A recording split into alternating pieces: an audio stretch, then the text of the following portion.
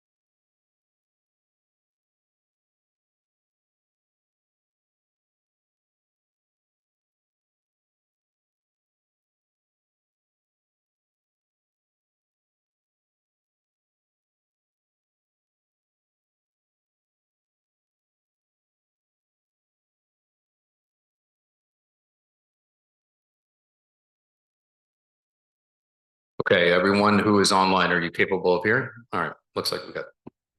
Thank you, everyone, for your patience. All right.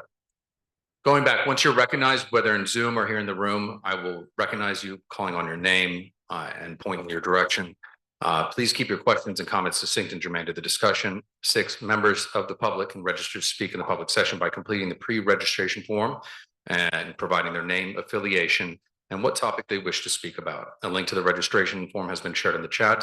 Our registration for public session needs to be concluded by 7:15 p.m. So with that, we will now take the roll. Good evening, everyone. Please listen for your name. Jose Altamirano. Jose Altamirano. Absent. Stephanie Arroyo. Here. Present. Mar Bogorski. Thank you. Present. Marcel Bondima. Thank you. Present. Adem Brija. Adem Brija. Absent. Kenneth Crouch. Kenneth Crouch. Absent. Carlos Diaz. Carlos Diaz. Absent. Rosa Diaz is myself. Jessica Elliott. Judith Ferraro. Judith Ferraro. Absent. Anise Foster Hernandez. Thank you, present. David Giordano. Present. John Green. Present. Pascal Hanu. Present. Wanda Hopkins. Wanda Hopkins. Wanda Hopkins. Christina Johnson. Thank you, present. Stanley Johnson. Stanley Johnson. Absent. Jewel Jones. Thank you, present. Sage Mason. In Zoom, but Sage. I'm technically absent for the, purposes of, I didn't fill out the form. Yeah. Hopkins is here. I Malik was muted. McCullough. Malik McCullough. Absent. Jennifer Meyer, sorry. Jennifer Meyer. Absent. Jessica Morris. Jessica Morris. I'm here. Thank you. Nilsa Orama, present. Beverly Pavon. Thank you, present.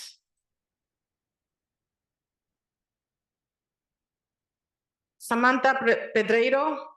Thank you, present. Claudia Perez. Claudia Perez. Absent. Valerie Ponte. Thank you. Asher Rodriguez. Thank you, present. Eugene Rodriguez. Eugene Rodriguez.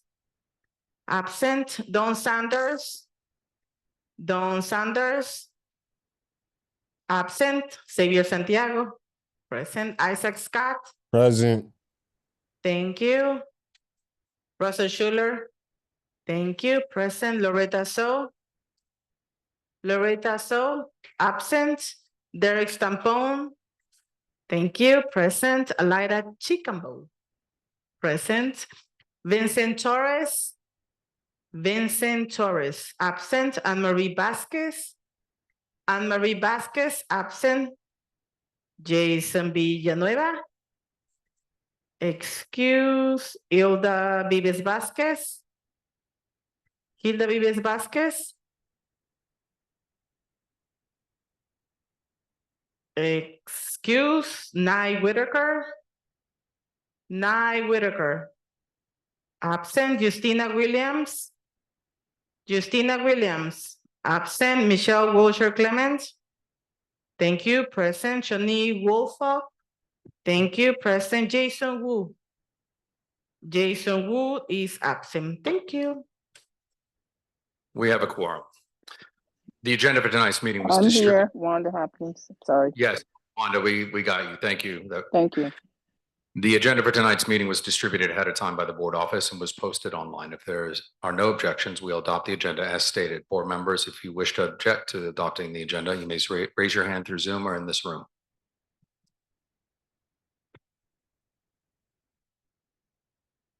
All right, seeing no objections, the agenda is adopted for tonight's meeting. We will now move on to pre-registered speakers. You have 3 minutes each. A few ground rules for those wishing to speak. And one, you must sign up to give testimony, providing your name and affiliation. 2, you will be allowed 3 minutes to speak. Please state your phone and email up front.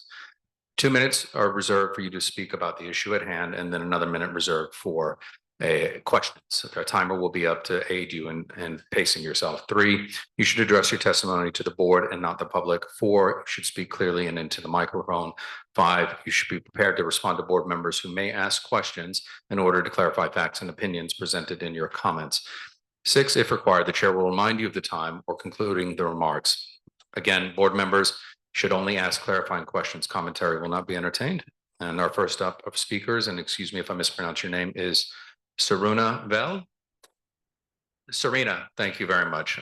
There's a mic right over there, and you will have the timer up there to kind of guide you on timing. Thank you.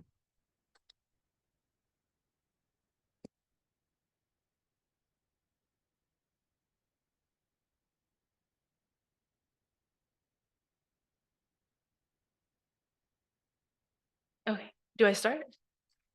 Okay, well, good evening. My name is Serena Val. I'm speaking on behalf of Maggie's Magic Garden. specifically number 11, land use, landmarks and planning. First of all, I just wanted to say thank you so much for the motion that passed to write a letter of support for our landmarks project evaluation of Landmarks Preservation Commission. I did want to suggest a small friendly amendment to the letter if it could mention landmarking at all levels, not just the local level, for example, city, state, national, maybe even international, just to make it more general and so it can be used for multiple purposes. That's all for me. Okay, are there any board member questions? I don't seeing any hands raised. I appreciate your time and advocacy. Okay, thank Thank you. Thank you. All right, wonderful. Thank you. Oh, sorry, don't go anywhere. Jessica Morris, who's online, had a question. Jessica? Your question? Thank you. Thank you for recognizing Xavier, and thank you for your question and suggestion. I think as a matter of kind of technical inquiry, I think the you know, I can only speak for myself as a member of the Land Use, Landmarks and Planning Committee and a neighbor to Maggie's Garden. I think in theory, the idea to landmark at all levels is something that I would hope we could support. What that actually means, I think we would want to do a little bit more research to make sure that technically we were asking for something that was possible. So, you know, I imagine it sounds like a small ask, but I'm not sure that it can be something that we would be able to squeeze into a friendly amendment. It's sort of it's a big ask rolled up in a small ask. So I think in theory, at least I know I would support that 147%. But what it is, the ask actually is, and it may not be so simple. So I appreciate the question, and I don't know that we have an answer, but I would hope that we would be alongside you, interested in learning a little bit more, whether it's a point of cultural landscape preservation and what entity it would be that would have interest in supporting those points of preservation. Thank you for your work. Thank you, Jessica. Thank you, Serena. Okay, we will now move along. We have next on, oh, Michelle, you had a question?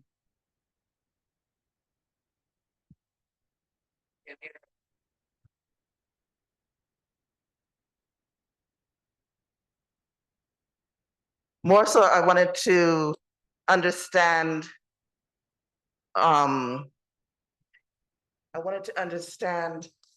if a friendly amendment that makes a letter acceptable to apply to different agencies within the preservation of the park, isn't that still within the nature of the letter?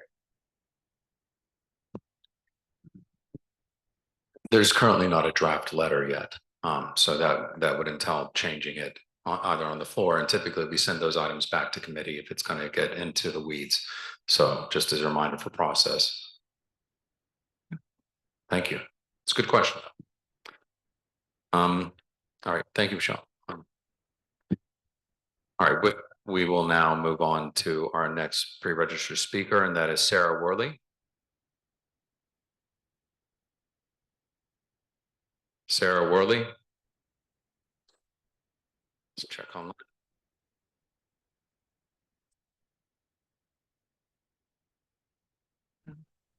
Hi, can you Okay. hear me okay? Yes, and you should see on your screen your 3-minute timer. We recommend 2 minutes to speak on the issue and then 1 minute for questions. So Okay, perfect. Okay, thank you. and yes, thank you so much. So I am here to speak on an issue. I live at an HDFC co-op, and we are 20 units, and the property is being taken over by investors. They are weaponizing the Pullman action, which gives participates in the business judgment rule, which enables co-ops, the board of directors to essentially remove shareholders for quote unquote objectionable conduct. And really what these individuals are trying to do is just take over the building. I have already spent $20,000 in court. They are trying to take my apartment. They have already done this to 5 different shareholders. I have reached out to several, I've reached out to Diana Ayala's office. Myself and other shareholders have gone there, like 3, 4 of us at a time. We are here, and there's others of us here. David Stanley's here. Edwin Ilosecki is here. He would like to speak. I'm happy to give him some of my time, but we are trying to connect with individuals who can help us through this situation. I think this is a much broader issue. I do not think that our building is unique. I think that there are a lot of investors moving into HDFC co-ops, and they are illegally evicting shareholders, taking them to Supreme Court, making up objectionable conduct, which in our situation, the objectionable conduct is that we have spoken out regarding these investors that we don't want them subletting and bringing in people that we don't know. This is a co-op. So I will end there, but if anyone can please help us, it would be greatly appreciated. Thank you. Great, thank you. Are there any board member questions? I'd like you to, if you put your information in the chat when you register, I'll connect you with our housing chair. They've been to housing? Okay. Our Okay. former housing chair, and I believe he has been helping them. I've been on the emails. I haven't asked to be privy to all the details, but I know that they have been in touch. I mean, they're welcome to come back, but yeah, we're the ones that directed them here and had them at our last meeting. Great. Sarah, thank you very much for being here. And I will put my information in the chat as well if you'd like to loop me in. Okay, perfect. Thank will you get so much. And Borough President's office as well. Keisha Sutton James is also on, who's the Deputy Borough President. Thank you. You're welcome. Thank you. Next, we will have David Stanley.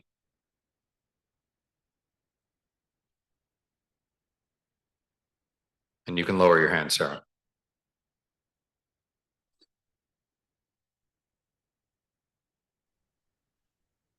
Can you hear me? Yes, we can hear you. Okay. You have your 3 minutes. Thank you. Stanley, as Worsley mentioned, I live in the same building. This behavior from the board it has become a major problem. One of the things they also are currently doing is trying to subvert the HDFC policy in the sense that it's a co-op. They want to turn it into a condominium, which they've been trying to plan to do by changing the proprietary lease. And also, as Sarah mentioned, they've been subletting the units. But one of the things they recently did that is very egregious is that they borrowed over $40,000 from a shareholder, and then they added a special assessment to the tenants to pay the shareholder back. They also borrowed $50,000 earlier, and they never gave us any notice, any paperwork. We didn't get the vote on it, and we're not sure. I'm not sure how they paid him back this $50,000. And I wanted to know, when a board is doing such things like that, is that behavior illegal? And is there any way that myself and others can protect themselves from a board that's very retaliatory when such complaints or behaviors are criticized?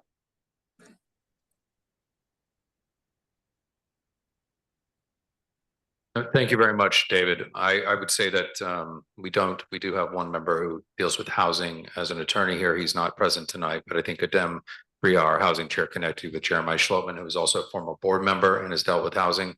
I will also loop in, as I mentioned with Sarah, to the Manhattan Borough President's office, and Keisha Sutton James is on, and we'll see what we can do to assess everything.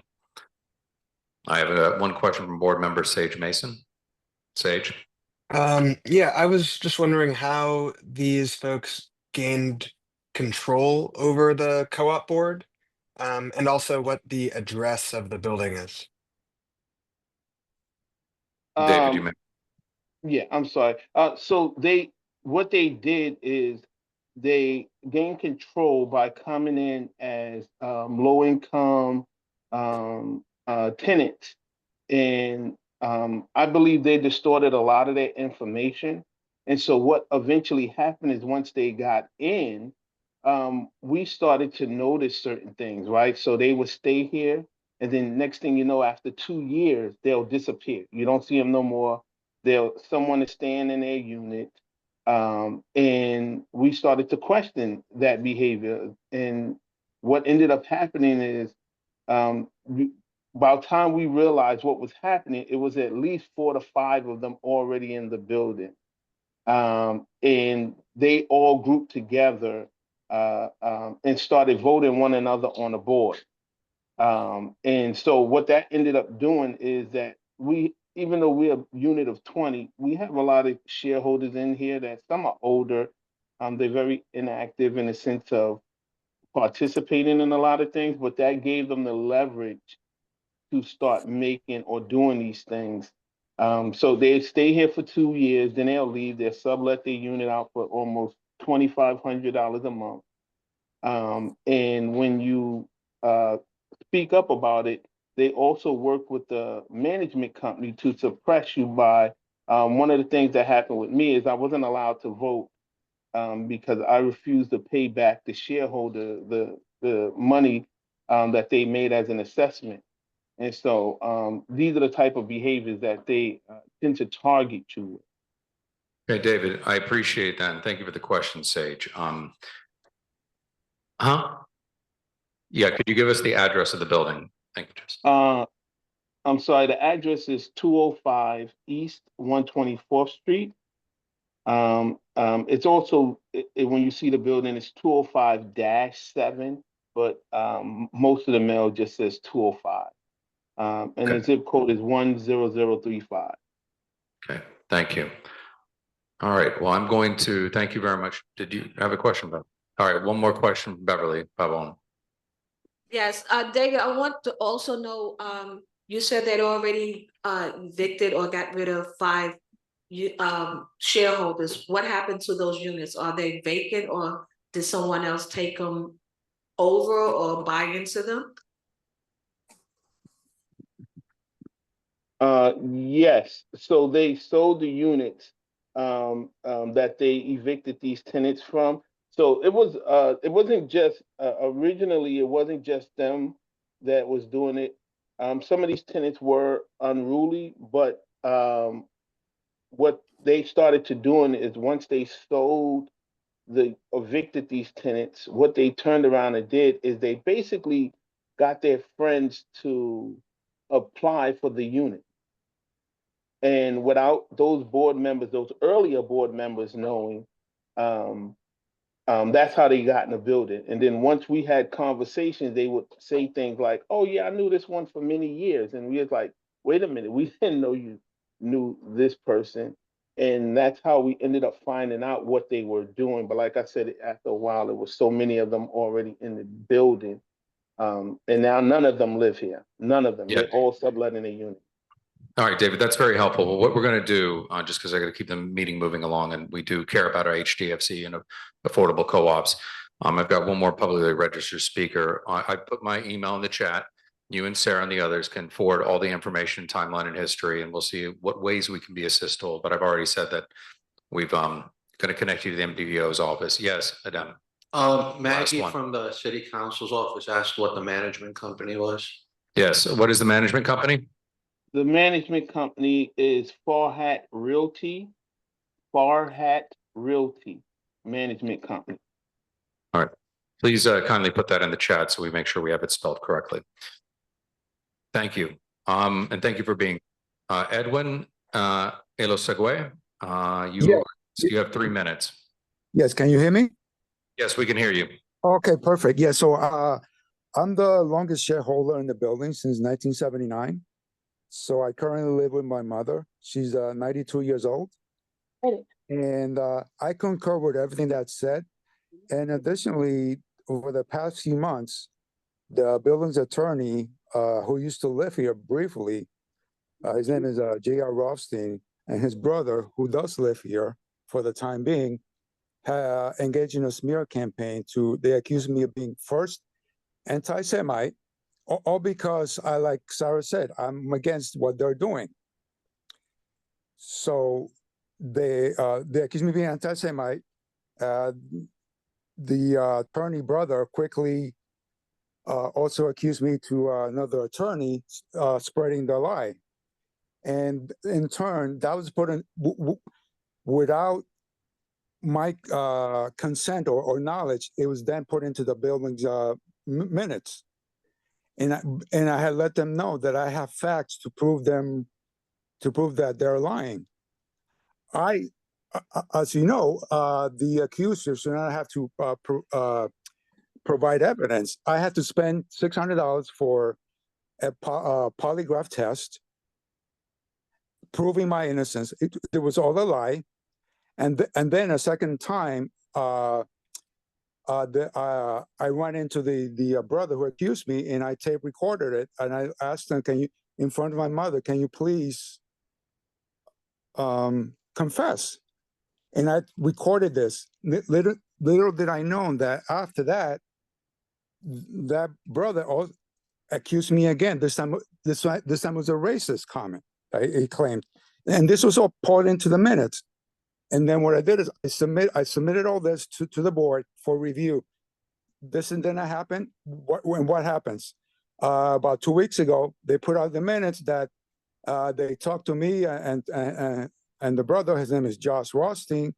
That basically it was inconclusive. There was no evidence. There was no audio, no video. They never mentioned anything what I've said to you, to the shareholders. Basically, they're covering up for them. And I called them out and I asked them, "Can you please apologize, correct it for the record?" And they have not. So Edwin, what I'm hearing, sorry to interrupt, just because you're all three speaking on the issue, we want to be as assistful as we can. Yeah. I'd like you to enumerate each of you and prepare, and I'm sure you've already sent this all over to Mr. Schloman. I put my email in the chat. I will connect you to the MPPOs, but make sure it's very updated bullet points and historically factual with dates and everything, so we can be as helpful as possible in liaising, and we'll loop in. Right. I'm saying these are the tactics that they engage in. No, and I appreciate you sharing that. I really do. And again, I cannot impress enough how much we value our affordable housing, including our HDFC co-ops. Yes. Okay. Thank you so much. You're welcome, sir. Thank you, everyone.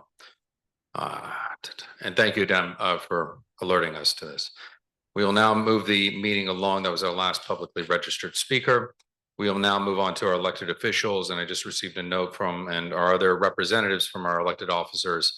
Elected offices, the BP's office. We have a Deputy Borough President, Keisha Sutton James. I'm going to go out of order and have her present because she has to depart by 7:15 for another commitment. So with that, Keisha, you have the floor for your report, and the timer's up in the window. Thank you so much for being with us.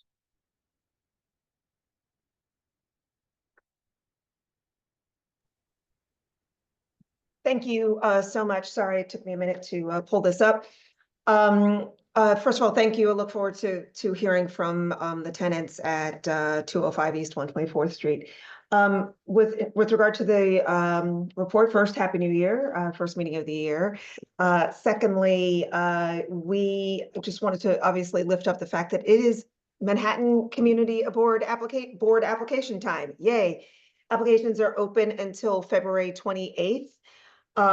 Really would really appreciate it if all of the current board members who are reapplying, that you obviously get your applications in if you are reapplying, and appreciate for the board to encourage your members to get their reapplications submitted. Again, it's February 28th at 5 p.m. is the deadline. The application link. Sorry. I also say this to community. I'm saying this to community members as well, not just for people that need to reapply, but for community members who seek to apply to the community board. That is the deadline. The application link is on the Manhattan Borough President's website.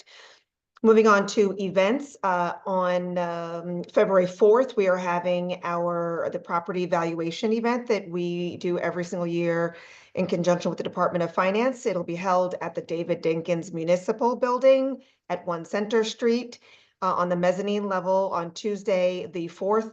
This event, it's in the evening. I don't have the exact time here, but this event is for single-family homeowners as well as whole cooperatives and condos. So that event is on the 4th. Moving on, our Black History Month event is going to be held on February 18th at the theaters, the stages at the Apollo, which is in the the new Victoria building. That'll be at 6 o'clock. Doors open at 5:30. We are going to be highlighting the stories of philanthropists, from really small ones to really big multi-million-dollar philanthropists, and how they work, how small community members pool resources to have an impact, and the strategies that are used all the way up with like a multifaceted campaign, that is very large and national. So we're really hoping that people will come out and learn more how they can help support their own communities, and hear from the best. Additionally, we have more events. We have the end of March. Please hold save the date. March 31st is going to be the State of the Borough address. It'll take place at LaGuardia High School at 2 p.m. Again, on March 23rd. It's enough for events. I will say, I don't know where I am on time, but last thing I will say right now is the Manhattan, the MBPO capital funding is open through the 20th of February at 5 p.m. So, and I should say that we are actually opening our funding pool to HDFCs this, I think for the first time. So if there are HDFCs, in addition to not-for-profit schools, et cetera, NYCHA developments that have capital needs. In addition to all of those, we will be allocating to HDFCs through the capital funding process. I will leave it right there. Wonderful. Thank you, Keisha. I have a question from Isaac Scott. Hello, Ms. James. I have a question unrelated to anything you just mentioned, but I filed a very serious complaint directly to you and several other folks in your office. And both of those emails went unanswered. One was on December 17th and the other one was on January 13th. I was wondering why you guys haven't answered my email. Because this complaint was very serious. I also would like to know, if you were not the person to reach out to, can you tell right now what's the official process for filing a formal complaint? And my name again is Isaac Scott, and I'm the chairperson of the Human Services Committee. Thanks so much, Isaac. I apologize. I remember absolutely. I saw your email. I talked internally with our team. I apologize for that we have dropped the ball and have not circled back. You're absolutely right. So I will make sure that we get back to you in the next 24 hours. Thank you so much for raising this again. Again, I'm sorry that we have not gotten back to you. No problem, but I just want to it's okay for me, but this doesn't instill confidence in folks when they take, and have the courage to actually speak up about the issues they're going through. So I would just encourage you all to, do better with this. I hear you loud and clear. You're absolutely right. Okay. Any other questions? Okay. With that, thank you very much. Appreciate you being here.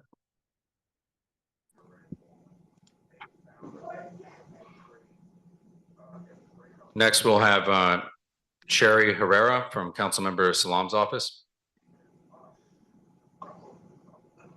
Good evening. Can you guys see me? All right, yes. Let me try it again. Hi, good evening. Happy New Year, Community Board 11. My name is Shani Herrera. I'm the district manager for Councilman Yusuf Salam. I want to thank you for allowing me to provide an update on behalf of Councilmember Yusuf Salam. I want to offer a quick update from our team. We're pleased to announce that Wilma Brown is our new Chief of Staff. Wilma brings extensive experience and dedication to her role, and we're excited about the energy and expertise she brings to our team. Our team is growing. We have also added Samantha Lowe as our new Director of Community Engagement. I would like to remind everyone that applications for the fiscal year 26 budget is now open.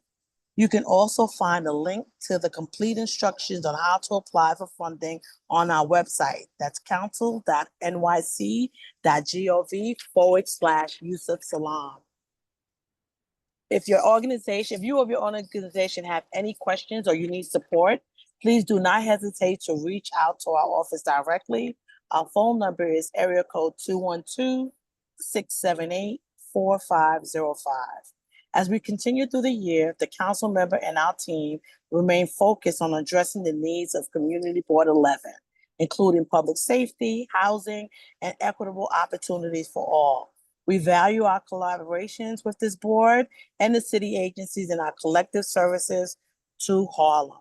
Thank you. Our office looks forward to working even more closely together for the betterment of our community and seeing you in person at your next meeting. Thank you.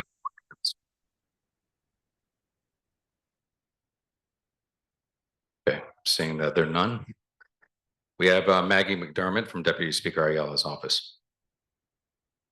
Maggie? You're muted still. So sorry. Good evening, everybody. How are you? Glad to be here. It's budget season. So fiscal year 2026 discretionary funding expense applications are available now for not-for-profit community-based organizations that wish to apply for discretionary funding. Like I said, they must submit a council application, which is posted on the council's website.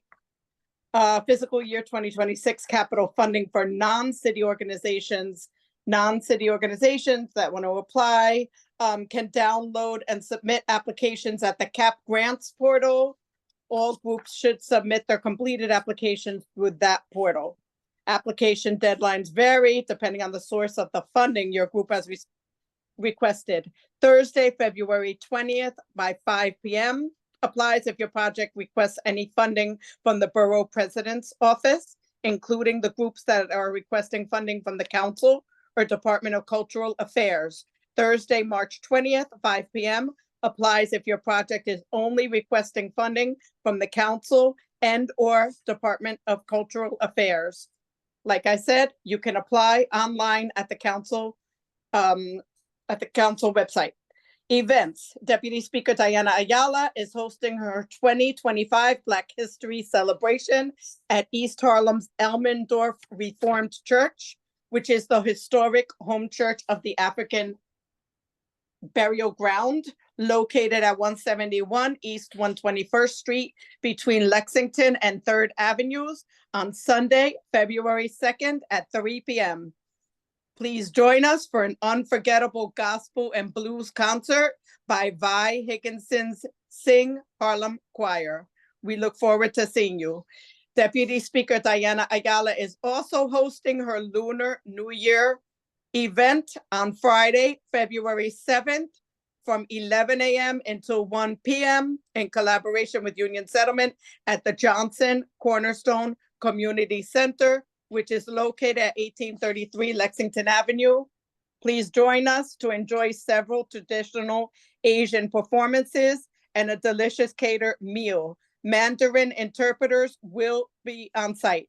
Veterans and their families can obtain free legal services for housing, healthcare access, family law, public benefits, military discharges, and VA claims from the Veteran Advocacy Project.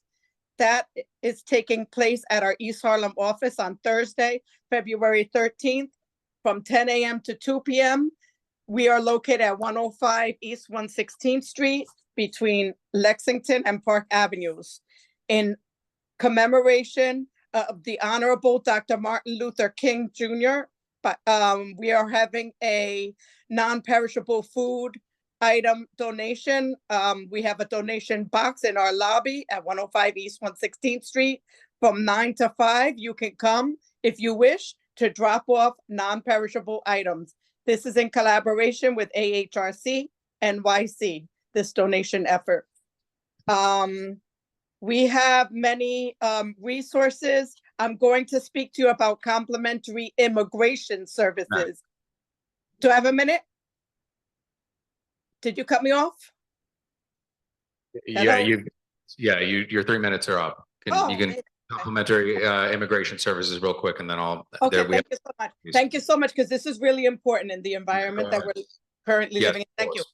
Go ahead. Complimentary immigration services are available, which include family-based petitions, naturalization, citizenship, TPS, DACA, and consultations on other immigration matters. You have to call to make an appointment or for an in-person or remote services. Little Sisters of the Assumption, otherwise known as LSA, Family Health Service. They're located at 333 East 115th Street, New York, between 1st and 2nd Avenues. The number is 646-664-9400. And then there's a second number, but I'm going to put it in the chat because this is really, really important stuff. Thank Okay? you. Thank you. Question from Stephanie Arroyo. Stephanie. Hi, Maggie. I was just wondering, is a council member going to have any trainings for the application, for the budget application? Yes, she has actually been having some, but they passed, so I didn't speak on them. I don't know if she's having future ones. She already had, I believe, two, one in virtual ones, but she had a Harlem, an East Harlem based one and a Bronx one. I believe that there will be more, but I can let you know. You're interested? Obviously. I mean, yeah, I think I meet a lot of people who have small organizations here in East Harlem, but don't even know about the funding process, and Okay. I think it's good for them to know about it. I can definitely relay that information to her. And I believe that I did see something at on the council website this evening as well, but I will definitely mention that it will be helpful to have additional ones. Yes. Okay. But I don't know if there are any planned. That I don't know. Good question. Thank you, Stephanie. Thank you, Maggie. We'll move along to Oriana Rivera from Senator Serrano's office. Yes, good evening. Can you hear me? Yes, you have your 3 minutes. Thank you. Okay, thank you. Hello, everybody. I'm Mariana Rivera from Senator Serrano's office representing CB11. So there is a few things that I'd like to share with you guys. The first one would be the next constituent hours will be taking place at Gaylord White Senior Center. That's going to be in 2029 2nd Avenue on February 28th from 11 to 2 p.m. So please pass by if you have any questions or concerns. Another thing is that Senator Serrano introduced a bill S1065 that will establish the 3 Kings Day at schools holiday for all public schools in New York City, which the current status is that it's in Senate committee right now. Also, as Maggie mentioned it, there's a very important matter that is going on that we have heard from our community. That is the uncertainty in regards to ICE interpretation. That's here's some information about it. So the first point will be the Department of Education protocols for ICE and access to schools. ICE agents are not allowed to enter NYC schools without proper legal documentation, such as judicial warrant. Also, the school staff are instructed to direct ICE agents to the NYC Departments of Education, the Central Legal Office. And non-student information, including immigration status, can be shared without a valid court order. Also, the sensitive locations policy, that would be that under previous federal guidelines, schools, churches, and hospitals were designed sensitive locations where ICE actions were generally discouraged. So, like I said, if you guys have any information, any concerns, or any, something that you'd like to share or that you need help with, please contact our office. I will put all the information in the chat. We're always open Monday to Friday, 9 to 5 p.m. And like I said, I'm going to put my email, all that information over there. So please contact us if anything. Thank you. Thank you. Any questions? Yes, Rosa. Yes. Ariana, could you send the bill number and the language to me when you have a chance, please? Sure, no problem. I will put it in the chat and also I can share it with you as well. Thank you. Great, wonderful. And we have with us online Assembly Member Jordan Wright, who is also a former community board member at CB11. Jordan? Hey there. Can you guys hear me? Yep, we can hear you. You got your How three. we doing? All right. Thank you so much. Thank you so much, Thank you so much, Chair. Thank you so much, Community Board 11. It's a pleasure to be back home. Sorry I can't be there with you guys in person. Sorry I'm a little bit late as well. In full candor, I was getting the ride back from Albany, and I fell asleep in the car. So more than happy to admit that because it was a busy week in Albany. I have my committees. I have the Libraries Committee, the Racing and Wagering Committee, Aging, Transportation, Transportation, Economic Development, and Libraries. And libraries is very important to me right now because unfortunately in the proposal, the governor's budget proposal, there was a number of dollars taken from libraries in Harlem.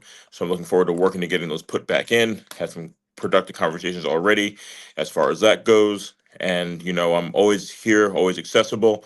I can be reached at my office at the Harlem State Office Building. The phone number for my office is 212-866-5809. The address is 163 West 125th Street. Here to be, of service to everybody. Here to let people know you can, call my office. The phone will get answered. People will be there to get services. And we got some great programming that I'm excited to announce on the way. My first couple of days in office have been truly exciting. And, it means a lot to me to serve my community I've been born in, raised in, and I look forward to building a better future for Harlem with all of you on this call. Community board membership is really important to me, as the chair mentioned, and I said earlier in my remarks. I'm a former member, so it really does mean a lot to me to be here and to address you guys, and hopefully the next time I can do so in person. So thank you so much. Thank you so much, Chair. Thank you so much, everyone. Looking forward to being a great partner in government, and I guess. Chair, I don't know if I can take any questions, but more than happy to do so if the time allows. Any questions? All right, seeing none, thanks. We look forward to having you in person when you're able to be with us here. Thank you so much, Chair. Thank you so much, everybody. Enjoy. All right. Next, we will go to Isabel Abreu from the Public Advocate's Office.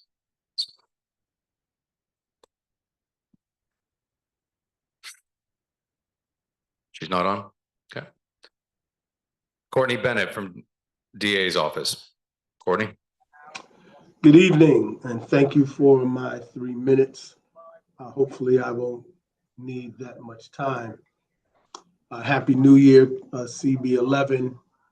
On behalf of District Attorney Alvin Bragg, we want to thank you for your diligence in considering the question of discovery reform, which is in the governor's budget, and we look forward to future conversations about that matter, but we appreciate your efforts in taking that seriously in our request for your support. We are searching for a new community engagement coordinator. That's a person who would be attending your meetings and other meetings and engaging the East Harlem community around public safety issues and conveying that information back to my office and ultimately to DA Bragg.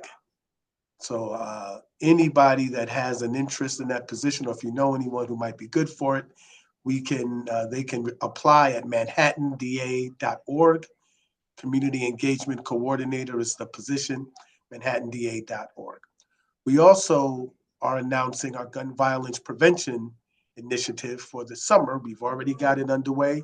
We have over 50 applications, and the applications are now closed, but we have a lot of non-traditional organizations that have applied, including organizations from East Harlem.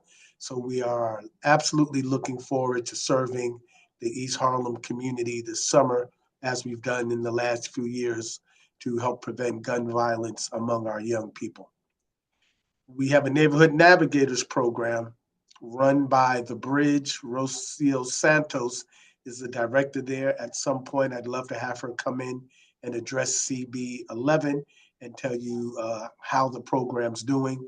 I can say that the majority, this is a citywide, a borough-wide program, and out of 809 people that we've seen since we launched, 365 have been from Central or East Harlem, but if only a very small percentage come from Central Harlem. So most of those are in East Harlem. And we're looking forward to partnering with more East Harlem agencies and committees of the board as we look to service the people who are homeless and maybe suffering from drug use, et cetera. Finally, on December 19th, we announced the sentence of Janiyah Hooks, a 19-year-old who fatally shot a 14-year-old named Justin Streeter and injured a 15-year-old boy. This happened in East Harlem. Some of you may know about it. Hooks got a sentence of 20 years to life in state prison. So the importance of those gun violence prevention initiatives and support from agencies like and organizations like CB10 is sorely needed. Thank you. We have a question from Isaac Scott. Thank you. I would just two things. Just on the last thing you said, I wouldn't in any way consider, that sentence of victory. Both of those were children, and both of them were lost as a result of that situation. But my comment was more towards the community engagement coordinator. When you guys do hire a new one, can you ensure that they have time to be present at the Human Services Committee meeting so that they can work with us? Absolutely. Not just pop up, but like have time every month to come. Can that be allotted in their work hours? That is a part of their schedule to be at those meetings. All right, sir. Thank you. And regarding the sentencing, we don't claim any sentencing of any person as a victory. We don't want to have to lock people up, especially young people. So we think it's a tragedy all around. Many lives were ruined by that. So no one claims that as a victory. We certainly don't in this office. Okay. Thank you very much for being with us, Courtney. With that, we'll go to Evelyn Kalalo from the Comptroller's Office. Thank you. Good evening, and apologies for not being on camera this evening. I want to start by also adding our support for trying to figure out what is going on with the tenants at 205 East 124th Street. So I have also added my information on the chat for them to reach, for the chairman to reach out to us or to connect us. Tonight we'll start, in the midst of so many awful news at the national level. I want to start with something a little more uplifting.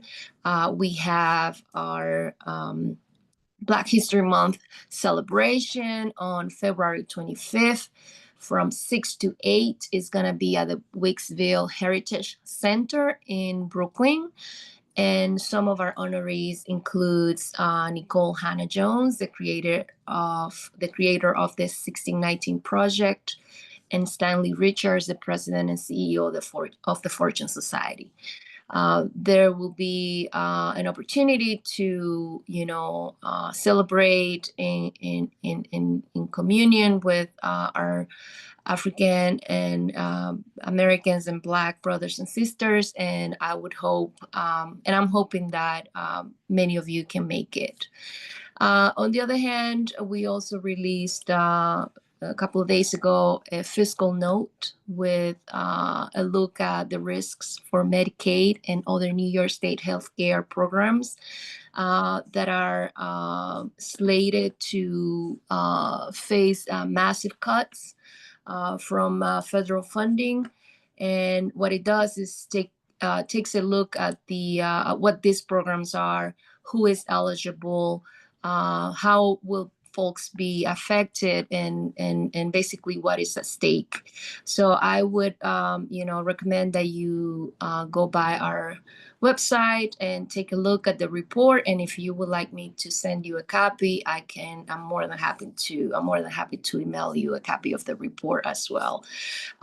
Basically we are hoping that these proposals do not get too far, and that they do not get the support that they need to pass. But in the meantime, we are keeping an eye on the ball on all these changes. As usual, thank you very much for the opportunity to present, and feel free to reach out with any of your questions or concerns. Thank you. Great.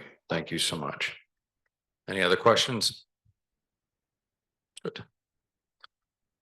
All right, seeing there are none, and we do not have any other representatives from our elected offices, we will now conclude the elected officials' reports and move on to our special presentation from the New York City Campaign Finance Board's NYC Votes Initiative with Daniel Garcia Maguire from NYC Votes Outreach. Daniel. Hello. Hi, good evening. My name is Daniel Garcia Maguire. Thank you so much for this opportunity. I work, for the Campaign Finance Board, and I am here to talk about a very crucial but not so well known deadline and fact around our electoral politics here in New York.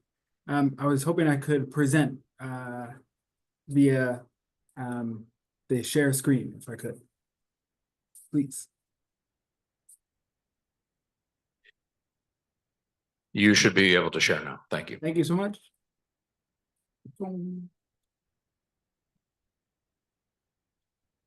Beautiful. Oh, what did I do?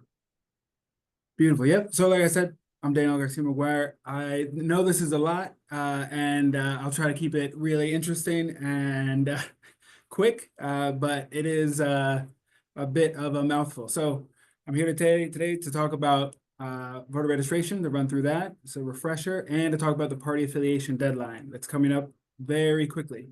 So quickly, the Campaign Finance Board, where I work, is basically split into two halves. For folks who don't know, I didn't know before coming on here, the Campaign Finance Board is one half public financing of campaigns. We're nonpartisan, and we're the ones that match the donations that you give to candidates for local office, and we hold them accountable. And then the other half is NYC Votes. The 8-to-1 matching is very crucial and important to make sure that big money doesn't overtake government. And NYC Votes, on the other hand, is the more person-to-person, community-led education, voter registration, voter empowerment, and we provide a lot of election materials to everyone in New York. We send you the voter guide every election. So yeah, quickly, that was the welcome and overview. This is the overview. I'm going to run through the voter registration process, talk about the upcoming elections, and this looming party affiliation deadline, and a quick recap on your voting rights and resources that you have available to you. I do have this great video. Let's see if this works. My team put together. So used to hearing a lot of noise. Is everyone hearing that? Voting is one way to make sure our government hears us.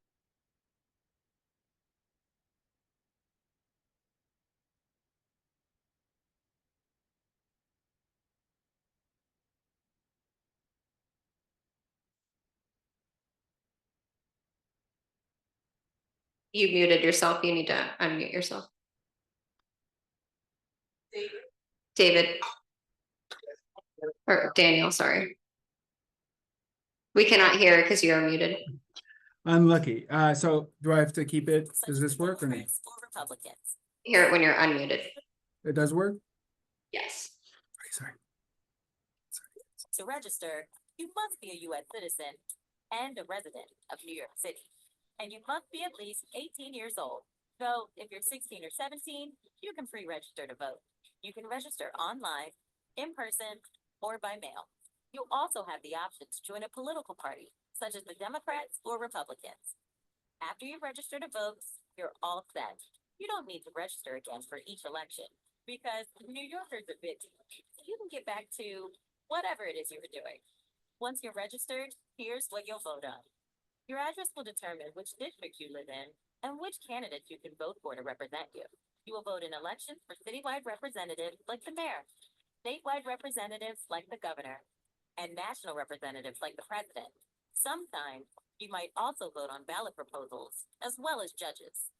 Each year, voters who joined a political party can vote to choose their party's candidates in a primary election. And then each November, all voters choose between candidates from different parties in a general election to decide who will represent them in office. Sometimes there are special elections when a candidate leaves office before the end of their term. Once it's time for the election, this is how you vote. You can vote either in person or by mail. To vote in person, go to your assigned poll site on election day or during early voting in the days leading up to the election. Poll sites can change, so make sure to always check yours before you go. If you're unable to vote in person, you can request an absentee ballot and vote by mail. No matter how you choose to cast your vote, vote is safe, private, and secure. So why vote? Your vote decides who represents your community and the issues that matter most to you. Your vote might seem small, but it impacts how billions of dollars are spent on things like schools, hospitals, and roads. New Yorkers have opinions about everything, from the economy to the environment to the best way to eat pizza. Make sure to share yours. And if all of that's not enough, you also get a sticker. So make some noise. Go vote. Learn more about voting at nycvotes.org. Huzzah. So, yeah, my main job is to make sure that everyone votes. And in order to do that, everyone has to be registered to vote. So a quick run through, in order to register to vote, you have to be a citizen of the US and you have to be 16 or 17 to pre-register and 18 to register. You have to have a mailing address here in New York.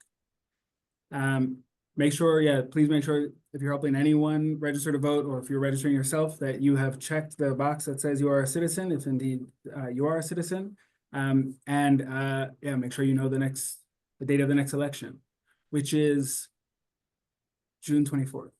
You have to put your name and birth date. Those are mandatory. Gender is optional. Phone and email are also optional, but really recommended. And make sure that you either put the last four of your social or your state ID number or your driver's license number. And if you don't have either of those, that's okay. Just bring some documentation that proves where you live the first time you go vote. And it's also really important that you know that you can choose a political party, but it is optional. And you can only choose one. But if you do not choose a political party, you cannot vote in the primaries here in New York.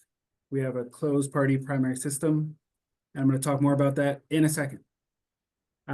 You also can request an absentee ballot if you're not going to be here on election day, or if you have any accessibility needs, anything like that.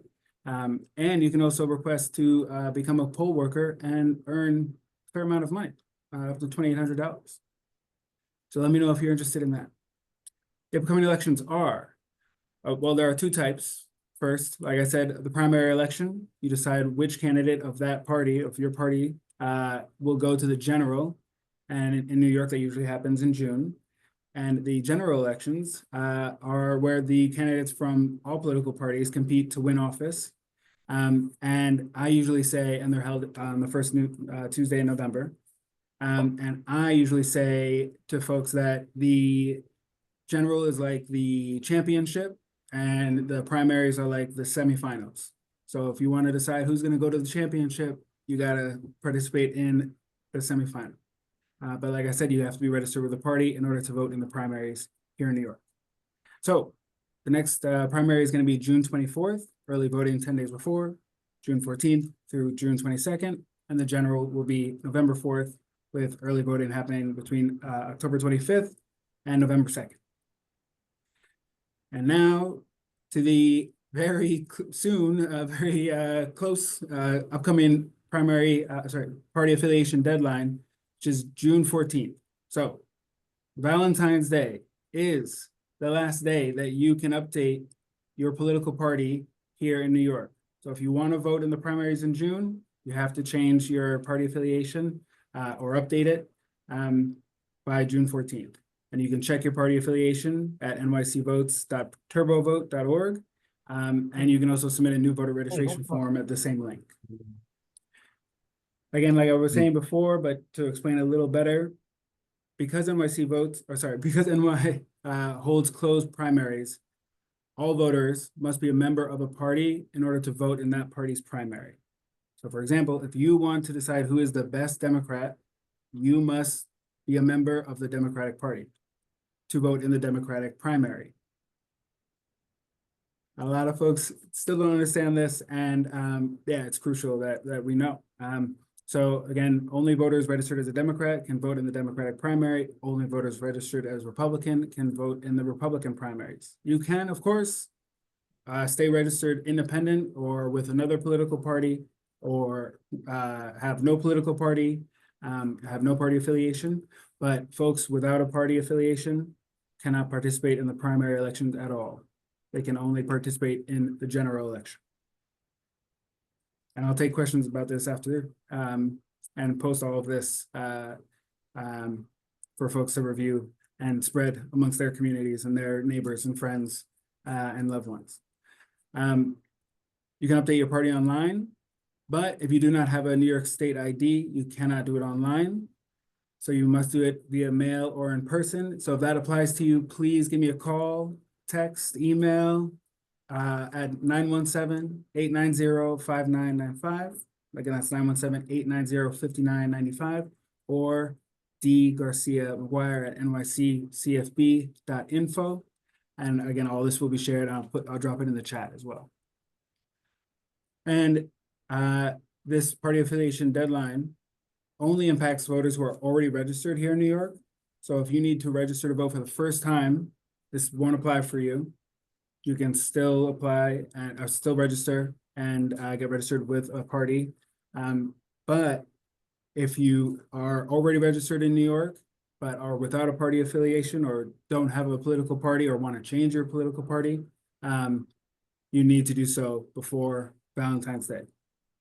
So if you need to register, if any questions, please call or text me. I made it bigger this time. You can email me at dgarciamcguire@nyccfb.info. And again, my cell is 917-890-5995.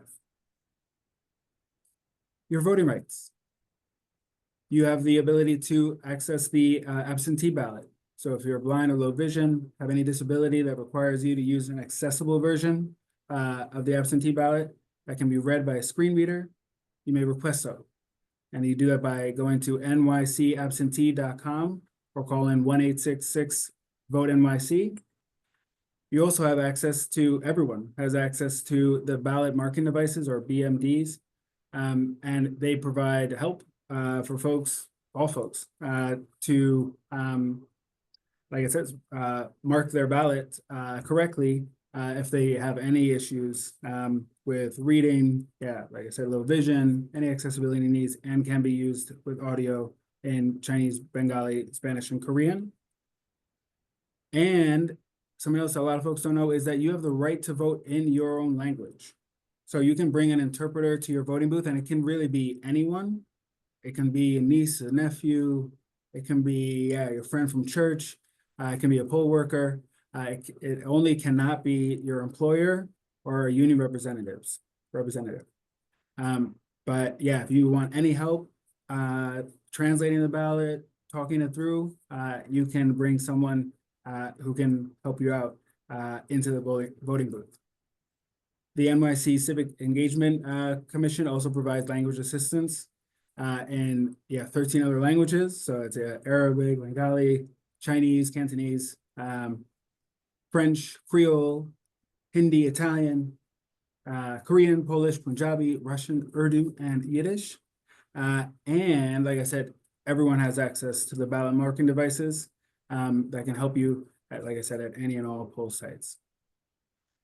And finally, if you have any complaints for your election protection, you can file a complaint by going to electionhotline.ag.ny.gov, or call the election protection hotlines. In English, it's 866 our vote. And yeah, Spanish is 188 Ve Vota. And I won't try Arabic, but yeah, it's 1844 Yalla US. And for Asian languages, it's 188 API vote. Finally, the resources are plenty. We have a wealth of information at nycvotes.org. And I really encourage everyone to go and check out the website. We also have a follow the money tool where you can find out exactly where every candidate is getting their political contributions from. And that is a fascinating tool. And you can also reach out to me and my team at partnerships@nyccfb.info.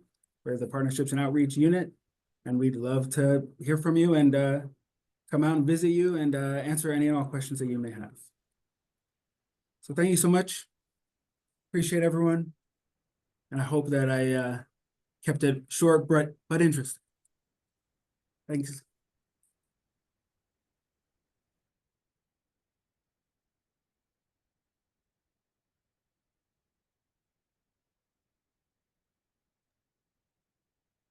And I'd be happy to answer any questions.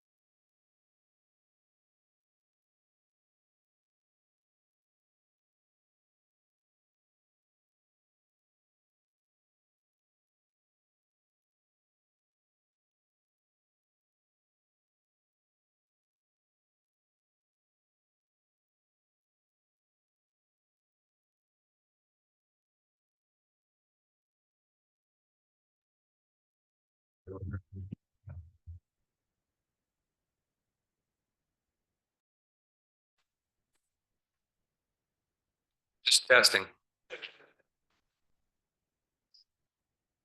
Can you hear us now? Yes? Okay. You can hear us?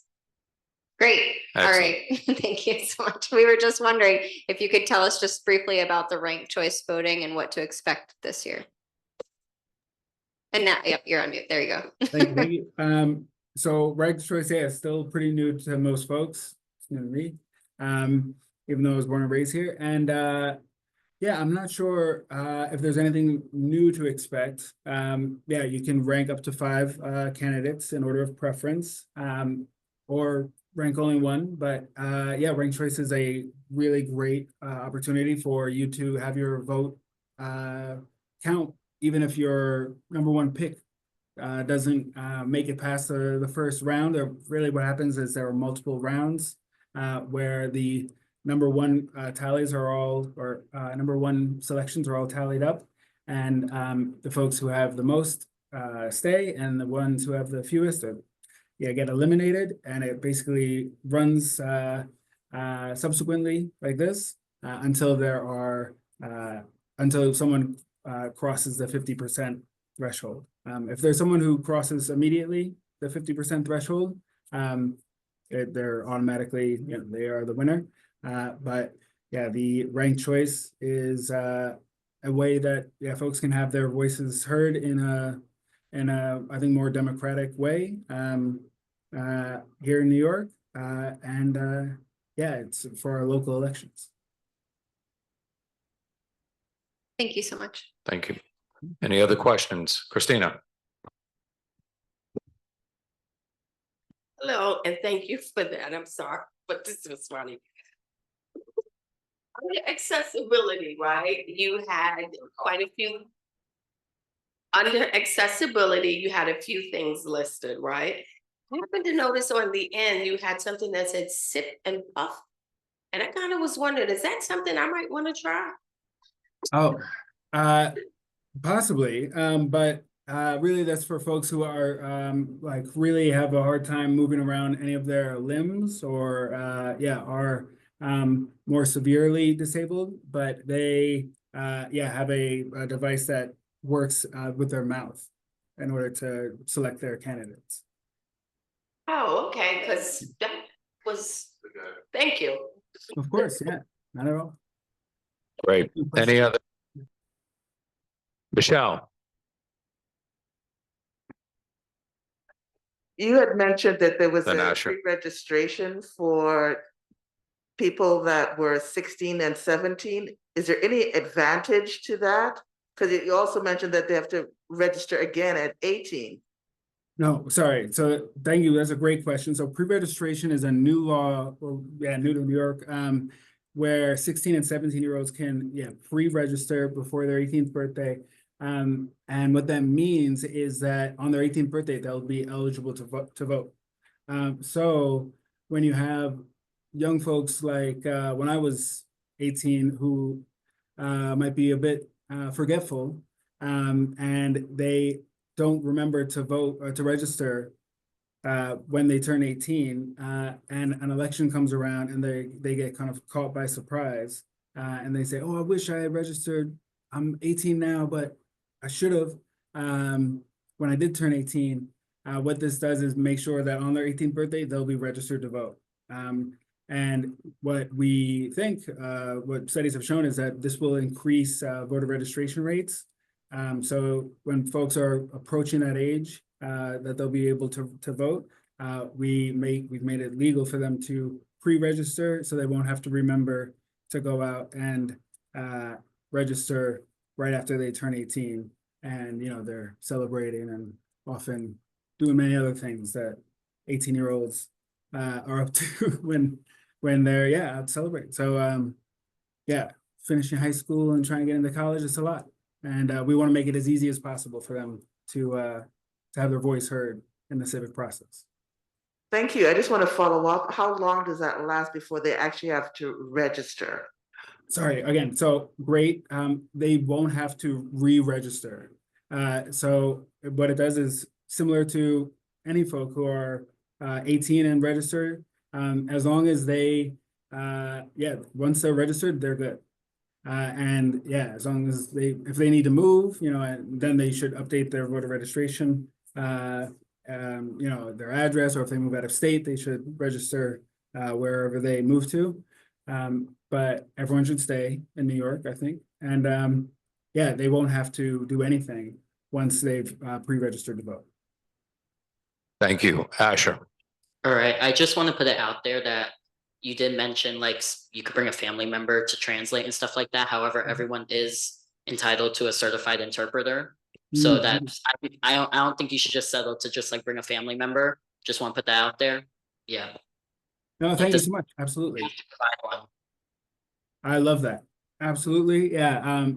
Really what I'm trying to do is make sure that everyone feels comfortable and that it's as easy for them as possible. But yes, everyone has the right to an interpreter, and the Civic Engagement Commission can provide folks to help interpret. All right, wonderful. Yes, Adam. No, I'm afraid we have something else to say, but I didn't know how I could get it in. I don't have any questions for him, so since no one else does, can I say something? Sure. Okay.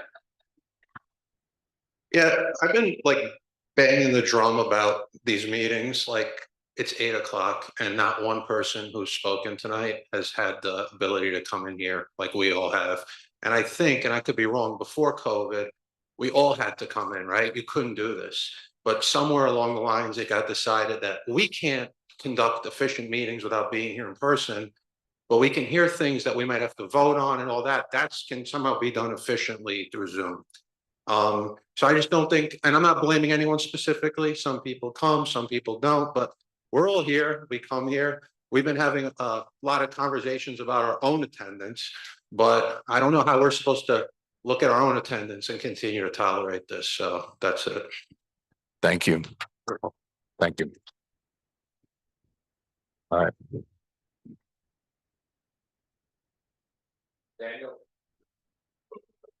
Daniel, thank you very much for attending. Appreciate it.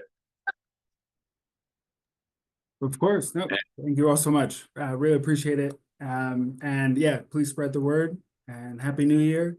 But yeah, Valentine's Day, please make sure you're all up to date on your voter registration by the time the V-Day comes around. Thank you. Yep. And to remind everyone, after February 14th, it is closed through primary day. So that means you are locked out of the primary until after primary day. So thank you very much. With that, we're going to move into our business session. I'll try to keep us moving at a quick clip. Get everyone home on time. We have the adoption of board minutes. The minutes from the last full board meeting were distributed to board members ahead of time by the board office. If there are no objections, we'll adopt the minutes from that meeting. Board members, if you object to adopting the minutes, you may raise your hand through Zoom or in here in the room. Seeing no objections, the minutes from the last full board meeting are officially adopted. They will soon be available on our Community Board 11 website. Already said, Happy New Year. Thank you. Into our chair report now. The 2025 session has begun a little bit easier than previous years. We've been meeting with several city and state agencies, slowly preparing for the next 6 months of work as we go through June. We'll be deferring and delegating any of those meetings when necessary to the appropriate committee chairs. I ask for you to please be responsive as quick as possible and nimble, especially as we're going into the budget season at the state level, which means there may be requests to support certain actions or grants. Case in point with Congressman Espiat, they tend to have grants awarded, and we have CBOs and other individuals who come to ask for a letter of support. So if it gets delegated to your committee or it comes to executive, we need to be nimble because those are usually a 30-day window for those grants. We typically like the 60-day window, but in this case, our hands are somewhat tied. So we've also put it out, as has Shauna Marks from Congressman Espiat's office, to make sure that that message is loud and clear. So that's one of the big things that's going on. January 6th, I was pleased to be joined by Carlos Diaz, Rosa Diaz, Cynthia Ramos, and Vincent Torres for the Museo del Barrio's 3 King Day Parade. It was snowing that day. I don't know if any of you came out. It was a lot of fun. Really encourage you to come out in these events. This was announced back in our December full board by Cynthia Carrion from El Museo. It was a wonderful event, all the kids being there. So yeah, we had a great time. The Chancellor as well. So we also, on January 13th, I had an evening meeting with the Uptown Community Boards. We're planning a get together for 9, 10, 11, and 12, where we're going to bring all 50 members from each individual board. That's 200 people. We're hoping for at least 100 who will show up. This is a good opportunity to meet in person, meet with your fellow committee chairs, board leadership, get really connected and sewn in, because yes, we have the avenues and the streets that divide us, but our work still carries on throughout Northern Manhattan. So stay tuned for when that will be. We had attended the District Services Cabinet with Angel this month, also Borough Board. A lot of us are dealing with the same issues when it comes to bylaws and attendance. Attendance, we've gone through and we did address it extensively at executive. We'll go into that during the executive minutes and kind of carving out what is an excused absence, what's, how to get your disability form in, how to participate. So again, in the expectations. Hold on just a second, Asher. Also to January 24th, we had the planning event for the Legal Aid Forum that we're looking to expand and deepen our partnership with Legal Aid, and also too with 9, 10, and 11 for doing a Legal Aid Forum, ideally on March 15th from 10 to 5 p.m. We're waiting to hear back as to whether or not a space can accommodate us throughout the district. This will deal with housing rights, public safety, small business. It's a good way to connect with the attorneys that are on there and staff. So stay tuned for that. We also have started, and not to steal Adem's thunder on this, but I just wanted to say I attended the Community Board 11 Nitro walkthroughs and was very pleased to have such a large turnout for Washington houses and to see carry on to Lexington. Thank you, Christina. And also Claudia, who's not with us, who's the TIA president over there at Washington, and Christina at Lexington. We're going to continue to that. Please, Adem's going to be sending out email. This is an opportunity to get plugged in. I challenged each of you to make one event a quarter. This is an opportunity to easily plug in and see the conditions and some of the challenges that NYCHA are facing right now, and is only going to increase in the coming years. Finally, okay. And then finally, I just went to attend the Mobilize New York Community Organizing Fair with our public advocate, Jamani Williams. It was a wonderful event. Rosa was there, Sean Smith, who leads the East Harlem Community Partnership, and it was a former community board members there. So that's the general consensus. I'll continue to take meetings throughout the day and in the evenings to advocate. And again, thank you for your service and Happy New Year. And I have one question from Jessica Morris. Jessica and then Asher, if that's okay. I see you, Asher. Hold on, Jessica. Asher, your question. It's more of a comment about something you said, because I brought this up during the executive. I'm gonna bring it up again because you mentioned Borough Board and other boards having problems with attendance. The difference between us and them, and I will bring this up, is they kick people out, we don't. That's a problem. So because we're gonna keep having that problem with attendance if we're not setting a precedent. So to answer that question, that's not accurate, actually. 12 and 11 have been kicking out people. The others, and I know this having spoken to at Borough Board, they have not been pushing that envelope as heavily. 8 has also been moving in that direction as well. And I've had conversations with that Chair Val Mason as well. So we tend to be the ones taking more of the action out of the whole 12. So just to give you some advisement on that. So thank you. Jessica Morris. Thanks very much. Just on the subject, to consider the term dismiss as opposed to kick out might be a more appropriate way to address dismissal should it happen. But my thank you, Xavier, for your work and rallying the troops to get us all out there to participate. Ahead of this wonderful action of gathering community boards 9, 10, and 11 across. Can I just make a suggestion and recommendation to engage some support to develop some really intentional icebreaker activities during that time? Just a couple that might go a long way to, furthering the opportunity to connect with other folks that are there. So I know there's a lot of great consultant entities that can help with that, that are experts in it. And because it's such a high stakes opportunity, I would encourage, that point of resource. If you need some suggestions, I'm happy to provide them. Great. We'll have a round robin with the DEM before the next one. Yes, Nelson.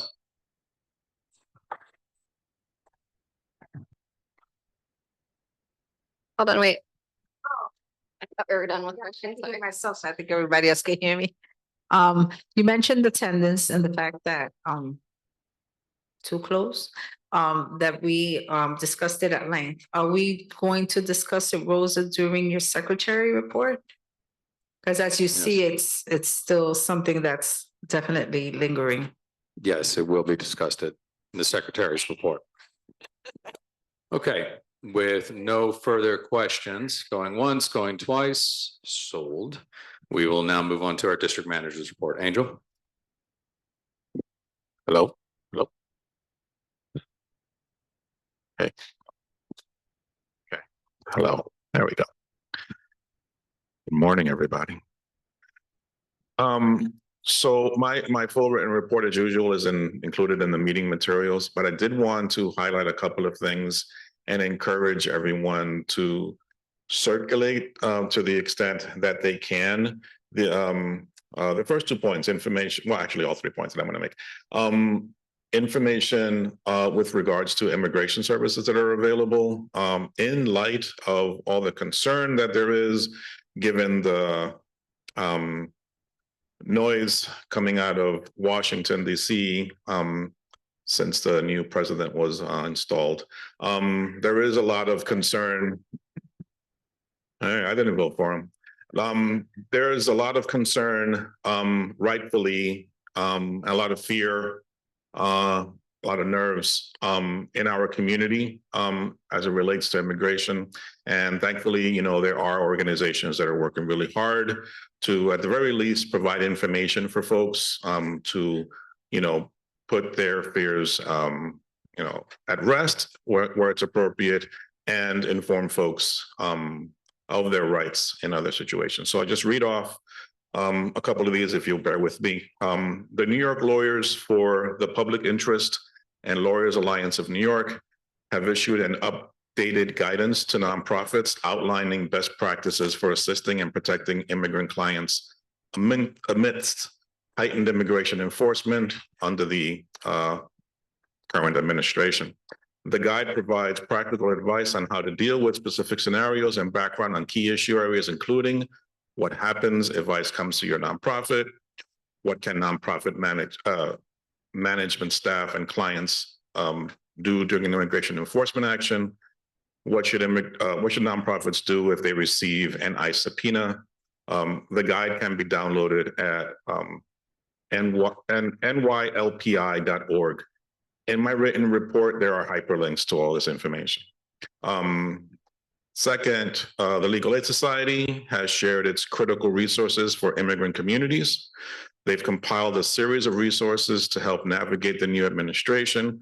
For more resources on immigration and deportation issues, visit the Legal Aid's Get Help page. It's quite thorough. I reviewed it this afternoon.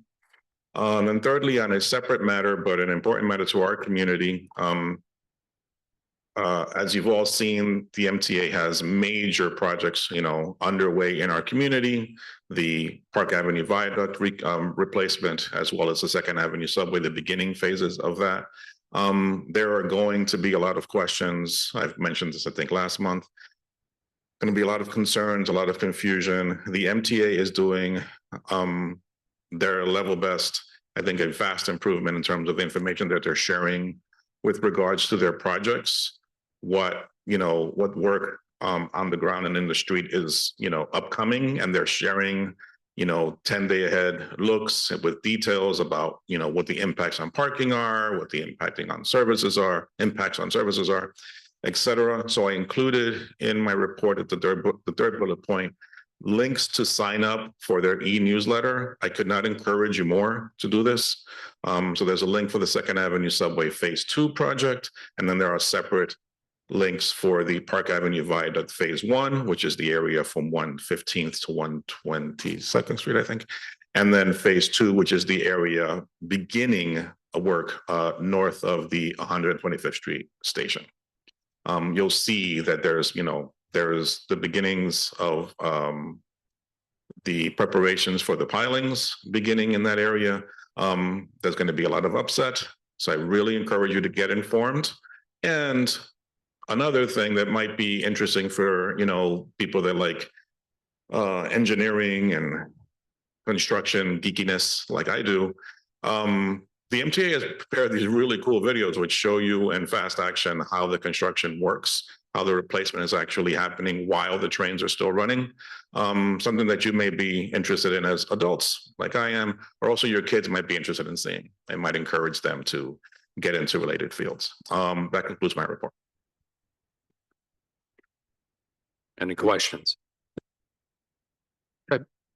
Wonderful. With that, we go on to our officer reports. Jessica, do you have a vice chair report? No, Okay. I can't speak in the mic. All right, I will move on to our secretary's report. Hey. Good evening, everyone. Can you hear me? Oh, okay.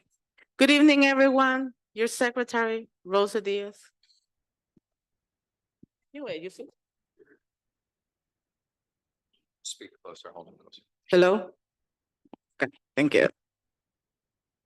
Okay, I'm just gonna read, as per our bylaws, members may be removed for failure to comply with attendance. If you are unsure of your attendance, please schedule a time with me. I am always available. Phone call, text, email away. Please see me. Email me at secretary at CB11M.org. And with that, I will only call out the people that have 3 missed absences in each committee. Okay? Yes, Sasha?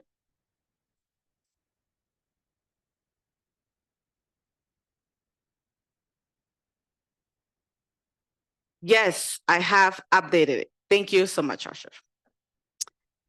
With that being said, Stanley Johnson, you've missed September, full board, December, full board, excuse in October, and you're not here today. Environment, open space and parks, you've missed September, October, and excuse in December. Youth and Education Committee, absent in September and absent in December.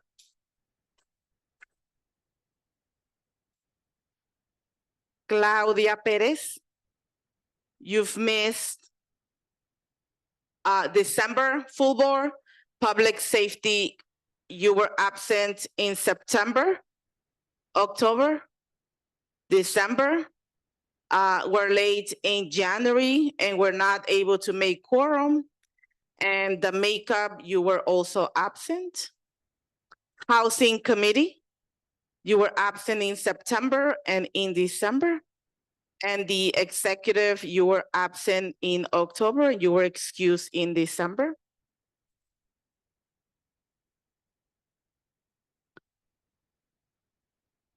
Alaira Chicambo, you were excused for full board in October and absent in November and December. For Youth and Education, you were absent in September, October, November, December, and January. And we did take action on this committee member, Justina Williams. She was absent in September for full board, October, November, December, and today. Absent for Youth and Education Committee in September, October, November, December, and January.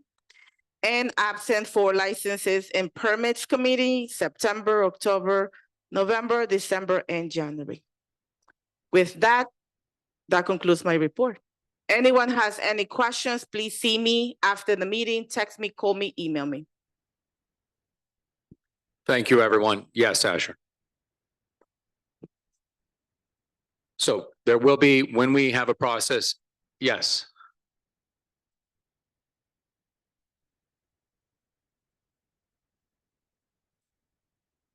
Hi, good evening, everyone. I'll make this really quick because it's late and I was not on that list, so I'm not making this comment because she called me out. Thank you.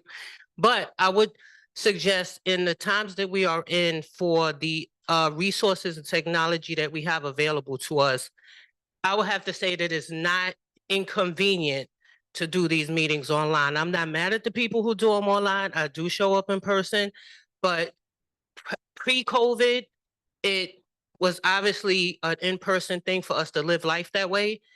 During COVID, we have seen efficiencies in execution of processes of participation when we do things online. And doing things sometime, you can change them. We see all the time that things are changed. Things aren't etched in stone. I just would say that I am a champion of us looking to seeing how we can transition to doing things digitally instead of having to do them all the time in person, because people do have commitments that is not that they're negating their obligation to being on the board. People have spent their several years on the board. I just want to point out that it's not a bad thing to consider doing these things online. So thank you very much for the comment as it pertains to attendance. We have been advocating for more flexibility and autonomy, and several senators are advocating for legislation. However, if we offer a virtual option, we have to offer hybrid, and it requires that someone submit a disability form. to participate, and that's on the honor system as we addressed fully and robustly last year. However, if one does not have a qualifying disability and they still Zoom in, they're considered excused. But to remove all confusion, an absence is an absence and it still counts. It's just how it's qualified. And so again, but to have quorum per the state law, we have to be in person. We have to have members, and only those with a qualifying disability afford us to function with quorum and voting on those issues. So I'd like to keep things moving along, but Asher, I will take your question. Thank you. All right, two things. The excusal thing, we've had problems with this in the past. I'm gonna fully keep saying that. No matter how much we tell people, it still counts as an absence. We're gonna keep hearing it. I think that we need to, if there's any way we could get rid of the excusal thing, I think that needs to be done because, or this might be me going out there a little bit, but we see excusal and then people get upset and it's a problem. That's number one. Number two, you mentioned the disability form. I'm gonna keep bringing this up because I really haven't been given a clear answer when I ask this question. When you apply for a disability at a job, you have to give a doctor's note. It doesn't have to say what disability you have. That does not violate HIPAA. I double checked. It does not have to say what disability you have. It just has to say that you are not able to attend in person and you need an accommodation. Because like we said, I'm not saying that people online are doing this, but we have mentioned this in executive that there is people who we know are abusing the form. And I know people are advocating still for the online option. I'm not saying get rid of it completely. However, there needs to be some sort of check and balance within this because it's a problem. And I'm going to keep bringing it up. Thank you, Asher. And just to remind everyone, and then I'm going to move everything along. We have been advised that it is best for us not to be the keeper of even the doctor's notes, and that would fall on the staff, and that's an issue. But I will take it back to the chief counsel at the MPPO's office and ask, is there an alternative arrangement? But I would like to keep the meeting moving along. But this is what we've been advised. Yeah. So yes, Nelsa, and then we're going to move along. I understand. Is this on? Yes, you hear me? Okay. Just I speak understand about the need to keep the meeting moving along. However, this is a concern that comes up over and over and over at executive.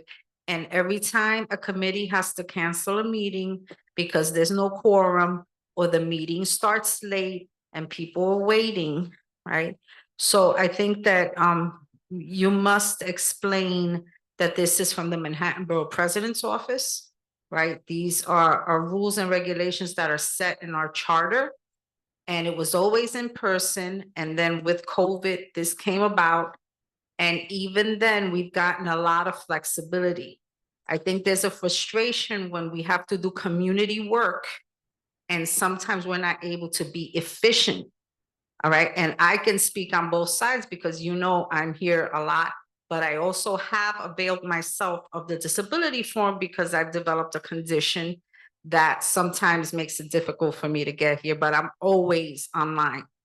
Now, you must also stress that there are people who, even during COVID, that were fully online, did not join the meetings at all. So there has to be clarity that when we apply now again, we have to really look at our schedules and see if we can actually do this in person. The online is a bonus when you can do it, but can you come? If you've joined the committee that you can't make, then let the chair know so that then maybe you can get rescheduled to a different committee, because what happens is that the community is suffering and we all joined here to help our communities. And now with time the way it is, I don't think any of us can afford not to do the work that we all signed up for.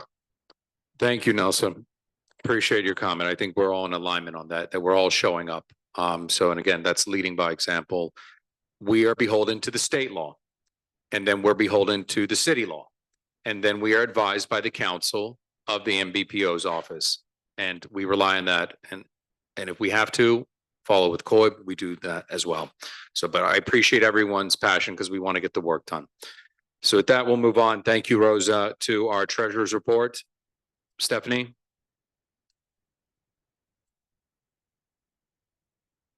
Stephanie Arroyo. She's online. Yeah, I'm here. Just give me a second. I'm trying to pull it up. I don't have it available. If we can pull it up. Angel, do you have it?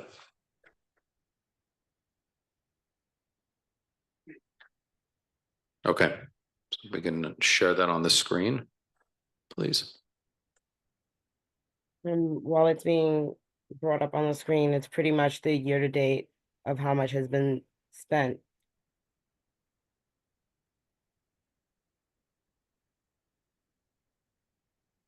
All right, Stephanie, it's up. Yeah, as you can see, this is just the year to date of what's been used.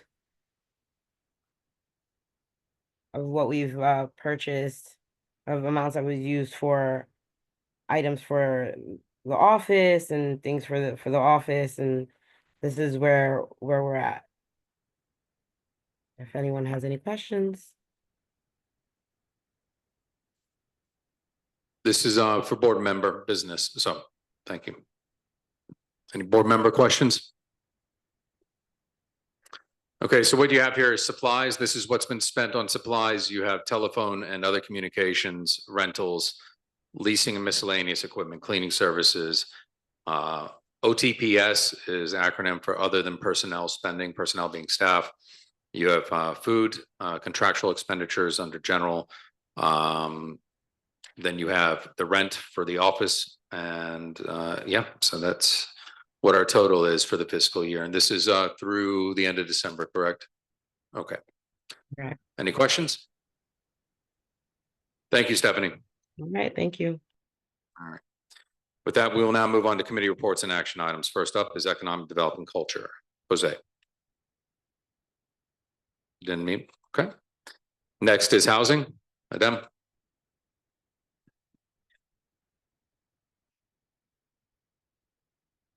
No, I'm gonna be quick. I can't really hear out of this ear, so if my volume's bad.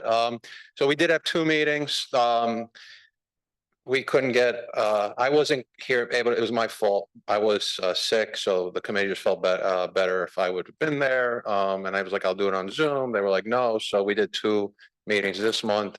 I'm just gonna hit the highlights. We had passed a resolution a couple months ago about the ski program, senior citizen housing exemption, about looking to give more relief through that program. It's basically for seniors, property tax break on their primary residence. The problem was we wrote the resolution and we sent it to like Department of Finance and stuff, and they got in touch with us and said that that's something that has to be passed on the state level. I'm of the belief that if the state were to get behind it, the Department of Finance would make it work.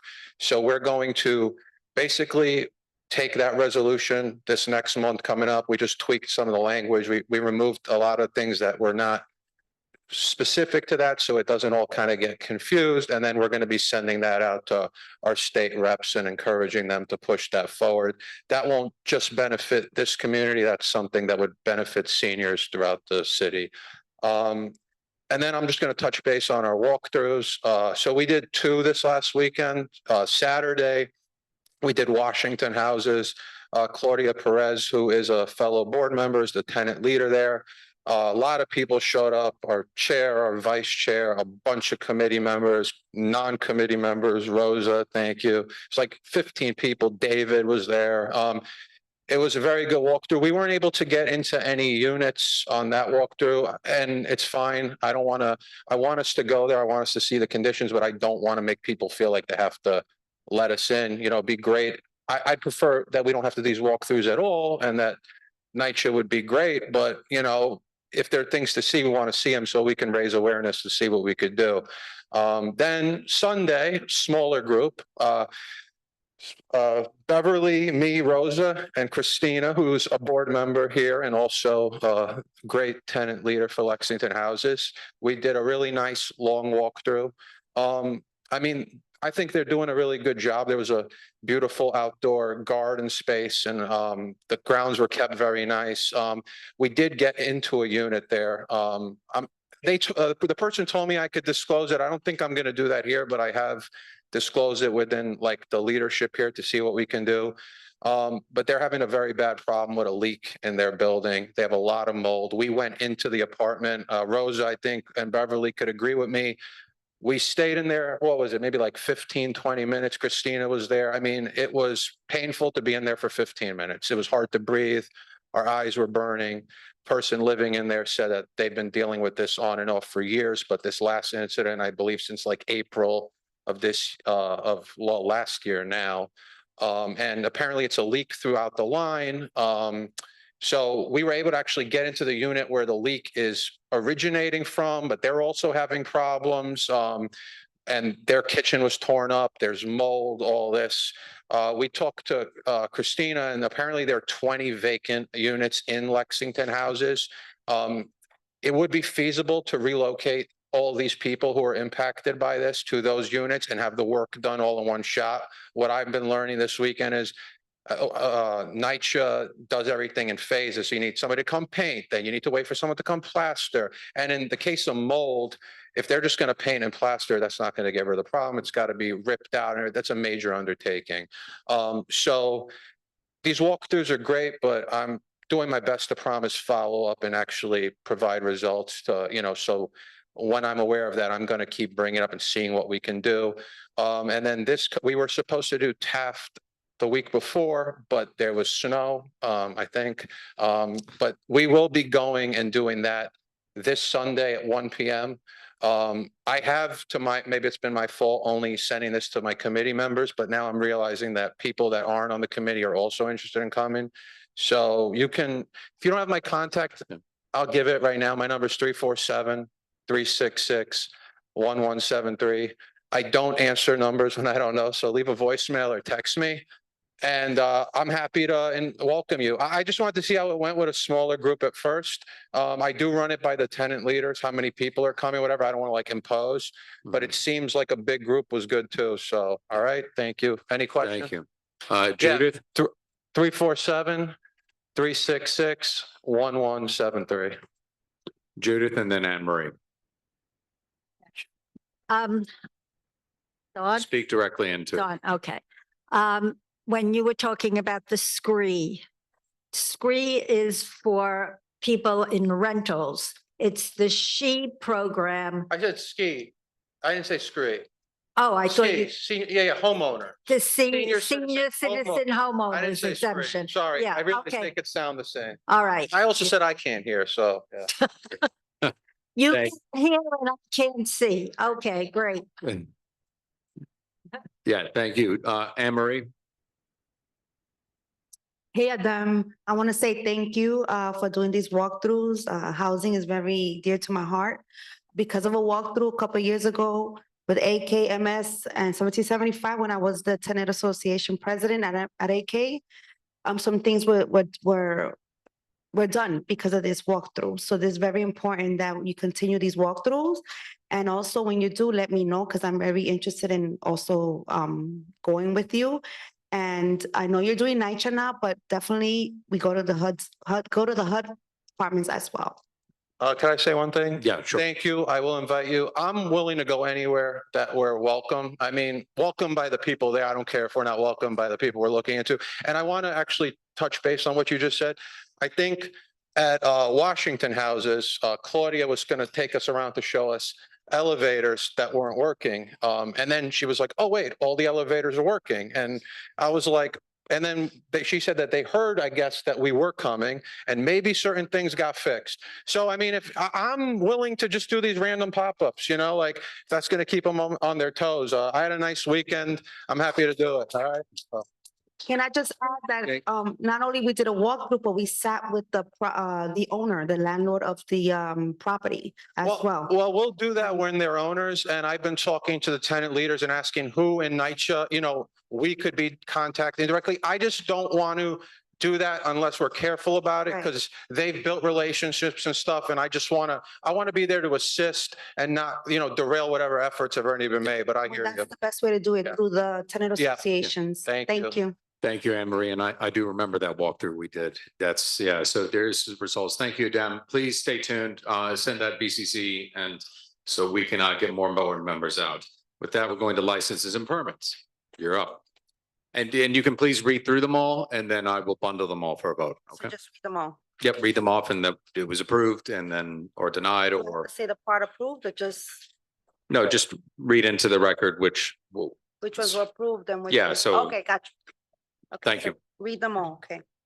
All right, so the first one, we have DMC Park LLC doing business as Dear Mama. New application for full liquor license for a restaurant located at 1325 Fifth Avenue, New York, 10029, 111th Street. I believe that's the old Maxwell restaurant. The committee recommends that this application be approved. And the motion to approve was made by Adem Brija, second by Carlos Diaz, and passed unanimously. 2, Hines LLC, doing business as Azalea. New application for wine, beer, and cider license for a restaurant located at 409 East, 116th Street, New York, 10029, First Avenue. The committee recommends that this application be approved. Motion to approve was made by Carlos Diaz, second by Anne Marie Vasquez, and passed unanimously. 3rd, Rails Bar and Grill, INC, doing business as Rails Bar and Grill, renewal application for full liquor license number 1028614 for a restaurant located on 455 East, 114th Street, also known as 265 Pleasant Avenue, New York, 10029, Pleasant Avenue. As there are no changes to previously supported methods of operation, this item is approved administratively by the district manager and the chair of the Licenses and Permit Committee. No vote is required. Now we go into the events. 4, Sunshine Carnival, number 824017. It's a street festival, April 10th, 2025, set up at 5 p.m. Breakdown at April 20th, 2025 at 9 p.m. Location is East 109th Street between 3rd and 2nd Avenue. Street closure, full street closure. Applicant is Isabel Carreras, sponsored by Sunshine Sports Club. The committee recommends that this application be approved, and a motion to approve was made by Adem Brija, second by Judith Febraro, and passed unanimously. 5, El Barrio Family Day Health Fair Festival, number 816171. Single Block Festival, May 3rd, 2025, set up at 8 a.m., breakdown at 8 p.m., located on 116th Street between 2nd and 3rd Avenue. It's a full street closure. Applicant is Martina Garcia, sponsored by Hispanic Community Organization for Life, and the committee recommends that this application be approved. A motion to approve was made by Adem Brija, second by Carlos Diaz, and passed unanimously. 6 is Family Day Out, number 824171, Single Block Festival, June 15, 2025, set up at 8 a.m., breakdown at 8 p.m., located on East 116th Street between 2nd and 3rd Avenue, is a full street closure by Martina Garcia, sponsored by Health in the Heights, Inc. The committee recommends that this application be approved. A motion to approve was made by Carlos Diaz, second by Judith Febraro, and passed with 1 opposed, Anne Marie Vasquez, and 1 abstention, Nye Whitaker. 7, Washington Heights Health Fair Festival, number 824175, Single Block Festival, July 13, 2025, set up at 8, breakdown at 8 p.m. Located on East 116th Street between 2nd and 3rd Avenue, a full street closure, again by Martina Garcia. Sponsored by Health in the Heights, Inc. The committee recommends that this application be denied. A motion to deny was made by Adem Brija, second by Judith Febraro, and passed with 5 in favor. Do I have to read everybody's name? Okay. Adem Brija, Judith Febraro, Wanda Hopkins, Anne Marie Vasquez, Nye Whitaker, and 1 opposed, Carlos Diaz. And last but not least, 8, Back to School Health Fair Festival, 824179, Single Block Festival, August 17, 2025, set up at 8 a.m., breakdown at 8 p.m., located on 116th Street between 2nd and 3rd Avenue, full street closure. Applicant Martina Garcia, sponsor Hispanic Community Organization for Life. The committee recommends that this application be approved. A motion to approve was made by Adem Brija, second by Judith Febraro, and passed unanimously. Thank you very much. You're welcome. All right, board member questions? Yes. Nilsa.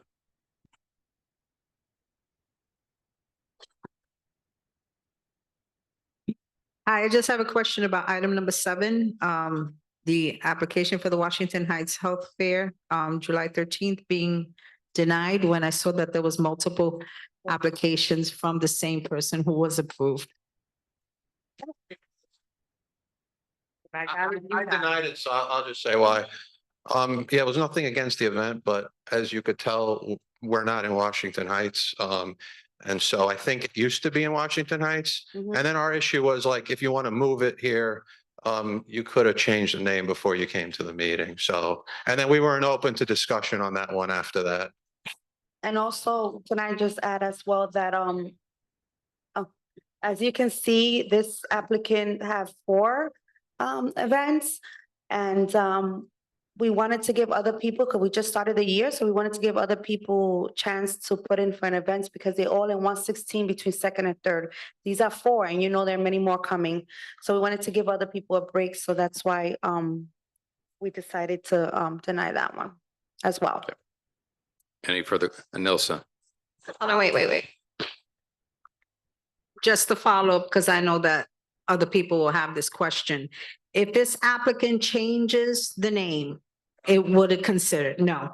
And yes, so they'll do it on a different block. Yeah, because if nobody does it on that day for whatever, if there's no other applicants for July 13th, we are not approving something preemptively in case. So, we do things usually first come, first serve. Thank you. We have the applicant here, so I'll entertain a brief clarification and then get the meeting moving forward. Thank you. Hi, how you doing? Hi, how you doing? I'll talk to you if you want me to. Hi, how you doing? I just want to thank you in advance for allowing me to do the events that I do. I've been doing these events for years. Unfortunately, if the other people do not want to publication, it's not my fault. But I changed the name to East Harlem Health Fair Festival to 109 2nd and 3rd Avenue. Okay. So I would recommend, because it's January, there's time, the date you have here is in June, to go to the February License and Permit Committee, and you can meet with July, July. Yeah, July. So you can meet with, as soon as we vote on this, as the committee's recommended, have a chat with Anne Marie, and Adem you go over there and speak with Martina Garcia, and you can all have a conversation about that. Okay. Okay, then. Thank you so much for being here with us. Thank you. I appreciate all of you. Okay. Thank you. I will now enter. Thank you very much. I'm going to bundle these. Number 1 is approved, 2 is approved, 3 is administratively approved. There's no vote required. 4 is approved, 5 is approved, 6 is approved, 7 is denied, and 8 is approved. I will take a motion to bundle these as the committee is recommended. Rosa, is it motion approved? And I'll give John, let me give John Green, he's got his hand way up high, is second. All those in favor? Any opposed? Any abstention? Oh. Okay. Any abstentions? The motion carries. Thank you very much. We'll now move on to Environment, Open Space and Parks. Rosa? Yes, thank you. We only had one action item, a motion by Malik McCulloch to provide a letter of acknowledgement for the New York City Parks Department's proposed renovation of the East River Playground at PS 146 located at East 106th Street and FDR Drive. The motion was seconded by Russell Schuller, passed unanimously. Any questions?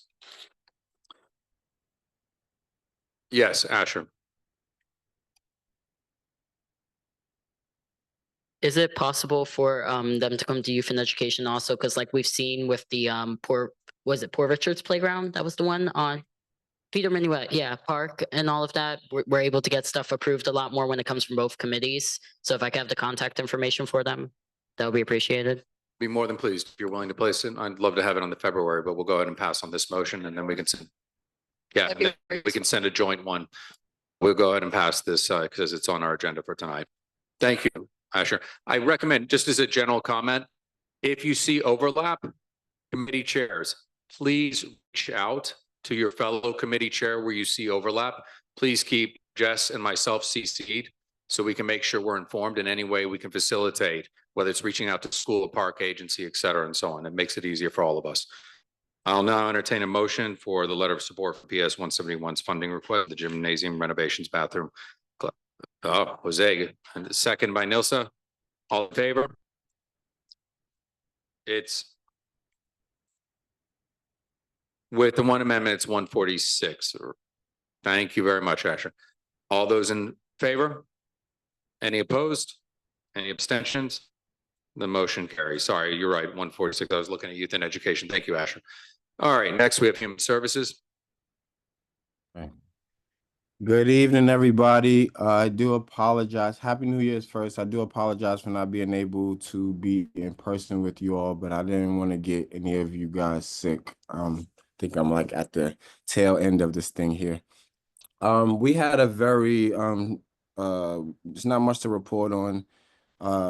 We had one presentation from the New York County Defender Services around their work around getting more drug courts and mental health courts throughout the city and the better use of those courts where they do already exist. And just to be clear, these courts are court parts in the larger court building that deal specifically with cases that are drug related, or if a person is dealing with a mental having a situation at the moment and a crime is committed. So there are different court parts that would deal with this. We have this already in our law, but it's not used. And a lot of the work they were talking to us about is their work in improving what's already existing. So yeah, that was one presentation. And then from there, we spoke about, we debriefed the Human Services Committee event website. The website is now live on the CB11 website on the projects tab. You can find it at the bottom there. Please take a look. Yeah, that was it. I want to invite everyone, just given everything that's going on right now, to join us at our next Human Services Committee meeting, or just join us period in any of these next meeting months. Share information our way. This is it's a lot. I was walking up earlier today. I walked up to the church. I live on Madison, so I'm walking up Madison, going to the church on 116th in Madison, and ICE is on 108th Street in Madison, and they're running up in one of the buildings there. And that kind of just made my heart sink, to really just see it trickle down so quickly and be right in our community. So, I just want to invite people to come join us and, help us, doing this work for all of our community members, and not just around immigration, but a lot of the issues, the loss of funding that's going to be taking place, that's going to impact a lot of different areas. We do invite you to join us in this work, and I think I would close by saying this is a time where, we really have to, I believe we really do have to come together and work more effectively. And really, this is not really a time for folks to be chasing their own political agendas and things like that. And we really gotta, start doing the work and getting it done together. So that concludes my report. Again, Human Services Committee, I love y'all. Thank you all for being there, and thank you everybody else. Any questions, I'm happy to take. Not seeing any. Thank you very much, Isaac. Feel better. Youth and education. We have Asher. All right, I'm going to try and make this as quick as I can because I do have a lot to say in regards to youth and education. This month we had representatives from PS 171, 8th graders. Rosa brought them. Thank you so much. First time we've seen a school come in to us this year, so I very much appreciate it. Once again, if you know any schools to come in, please let me know, because we really do want more schools to come in and hear from the kids, because I don't want to hear from adults about what kids want all the time. Next month, packed agenda. We have the Nightingale School who came last full board. They're going to be coming. I know a lot of people have concerns. So please, I ask, don't send me 5,000 questions. Just come to the meeting and talk to them. They will be there to speak. We have representatives from Not Another Child who hold basketball tournaments in the community to prevent youth violence. They're going to be coming. And then Children's Aid Society, who I do work for. We're going to have the education director of East Harlem at Lexington Academy come and present on some of the programs we're doing. There's a musical that we're doing with the kids coming up. So she's going to be coming to speak about it. Also, I did receive a couple of resolutions from the President's Council. I think it was either the President's Council. I have to double check regarding ICE and the schools, which is a common theme we're going to hear. I just want to calm anyone's worries because I know there has been a lot of misinformation going on. The schools are prepared and there is conversations going along around behind the scenes. So just so you know, I did speak to the superintendent about that because I had a few people texting me asking questions about that. So yeah. You had the motion for the provide letter yeah. of support. My bad. No, all good. We did provide a letter of support for PS 171's funding request for gymnasium renovations, bathroom renovations. I will stress the bathroom renovations. They really need new bathrooms in that building and classroom technology upgrades. The motion was seconded by John Green and passed unanimously. Wonderful. Any questions? Oh, wait, one more thing. Yes, go Russell, ahead. I do want to shout out Russell again, which I have been lately. He did go to the school after the meeting, I found out, and I appreciate him doing that. We're talking about people going out and doing stuff. So I say take initiative for your committees. If we're talking about, he's giving me the look like he doesn't want me to say anything, but it is an example of people going out and doing things. So yeah. Thank you, Asher. I appreciate that. With yep, give applause. Okay. We have a motion to provide a letter of support for PS 171's funding request for gymnasium renovations, bathroom renovations, classroom technology upgrades. The motion was seconded by John Green, passed unanimously, and Rosa make a motion to support.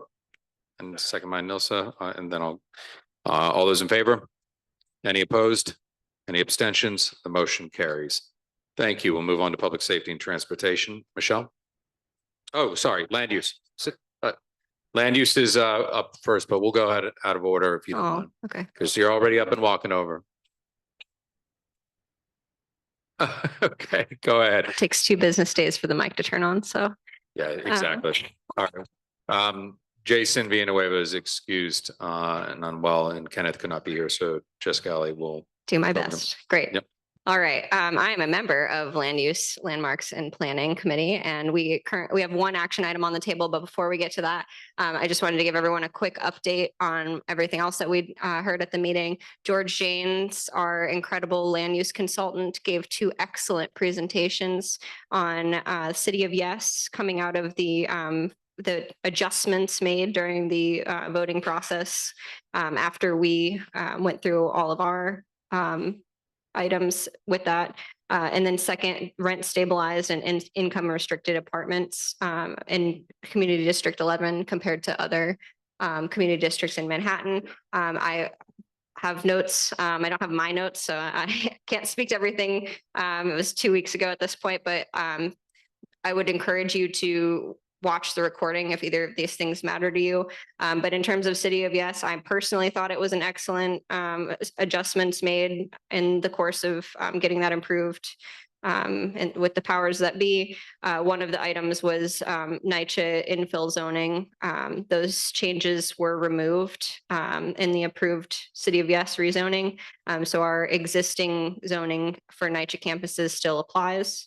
The second one was the dwelling unit factor removal, which dwelling unit factors prevent developers from creating apartment buildings that have basically 100% studio or 1-bedroom apartments. It forces them to create a mix. A mix is what we like here in East Harlem.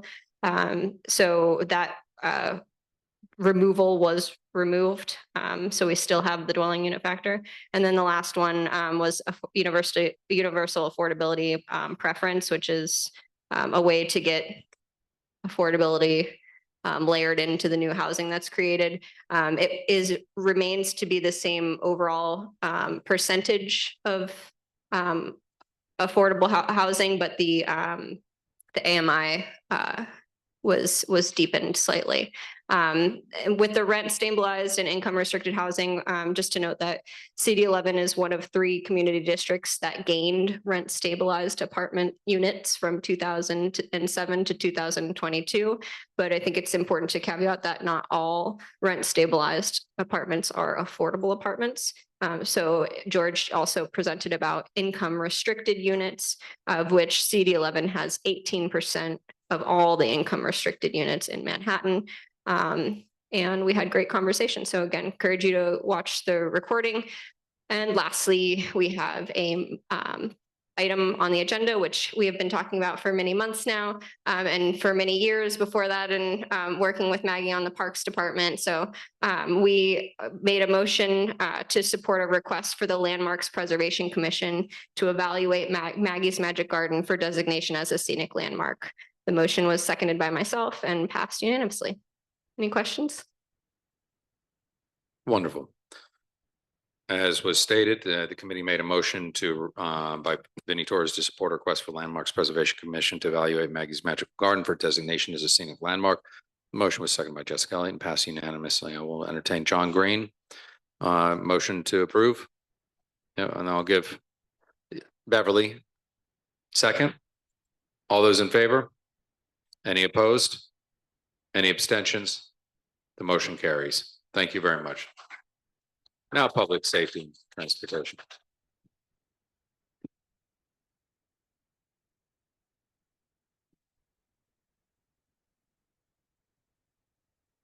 Hello, everyone. So public safety, we met. However, the first time that we met for just a short, well, not that short of a time. And we had a full discussion on the 3rd Avenue from 96th Street to 128th Street, and how that the Department of Transportation want to make major changes on that street. And we had a full discussion. However, there were a lot of people that came from specifically the biking community, and gave their viewpoints, not necessarily viewpoints that were from our particular neighborhood, I found out later. But they did say that they lived in the neighborhood, that they worked in the neighborhood, or they had some sort of connection, and then it changed. So that took a long time, and all of a sudden, we did not have quorum. It was a beautiful storm of different events that happened that people had to do, and we just did not have quorum, and so we weren't able to get to the end part of our agenda. Part 2, it was mentioned in the meeting that we would have a part 2, and it was also mentioned in executive. And so being that that was recorded, we had part 2 yesterday. During that time period, I was able to gather all the information that we have been discussing concerning discovery recommendations that were given to us by the district attorney's office, and weaving together what we had gotten from the Legal Aid Society, as well as from Isaac Scott's recommendations, and put them all together into one letter, which just was finished, of course, yesterday. And we looked at it yesterday, and we went through it, and we made some suggestions and moved it around, but it was all yesterday. And we're meeting here today. So we did not vote on it. However, it's going to be up for people to read on it, put suggestions on the side. Don't change it, but put suggestions on the side, and then we can see there's a lot of footnotes and there's a lot of information that happened in January in the State Assembly. So please look at the footnotes. A lot of work was put into it. Please read it. Whether it's voted yes or no, it can be changed, but it will be our communal voice. And it can be nuanced how we in CB11 want it. But remember that it will be affecting all of New York State. Thank you. Thank you very much. And I implore everyone, again, do the work. We do the work behind the scenes and then bring it out for the public to see. And I applaud Michelle with the patience and virtue of just pursuing everything and with a calm, even killed hand. So thank you very much. Appreciate you very much. Jessica Morris has one question. Thank you, Michelle. I understand DOT gave a presentation about the work happening on Third Avenue through our district. Is that my question is, do you expect them to come back and continue to engage us as they do that work? The simple answer is yes. Great, thank you. Thank you very much, Jessica. Great. Are there Thank any you. more questions? Any more? Okay. Huh? It's the bus lane project. It's just for clarity, the DOT is coming forward with the express bus lane prioritization. So that's what they'll be presenting on. So everyone's clear. With that, we'll move to district needs and budget. Hello Jess. again. All right. District needs and budget had an excellent meeting this month. It was honestly why I signed up to do community board work in the first place. So I thank my committee for their effort and contributions and continued collaboration as we work to redraft the statement of district needs narrative. We've analyzed the current document that we feel needs a lot of work. We've separated out between all of the different policy areas, different members of our committee to rewrite those policy areas in alignment with the work of the committees. So if you are on a committee or you're a committee chair or vice chair, please expect to be reached out to by my committee as we work to confirm goals and priorities with the statement of district needs narrative. I've mentioned this before, but one of the goals of our committee is such that any request that is made in the capital or expense budget requests coming out of our community board is supported by an action from their committee. So we hope that these conversations will spark conversations within your committees of work that you may need to do in order to relist budget items this upcoming year. And we think it's going to be a virtuous cycle to help great work continue on all of the most pressing issues that we talk about as a community board. We also have received the fiscal year 2026 preliminary budget, which our committee is in the process of reviewing and preparing a comment on.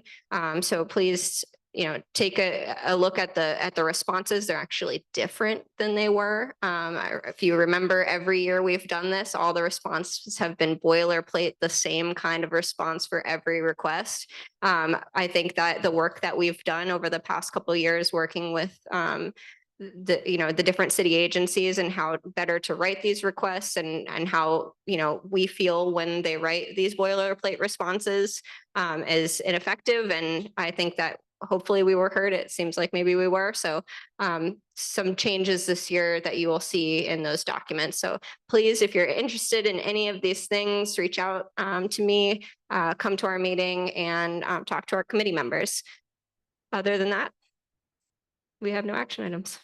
Any questions? Yes, Michelle, and then Beverly. I just wanted you to mention when it's due, the deadlines.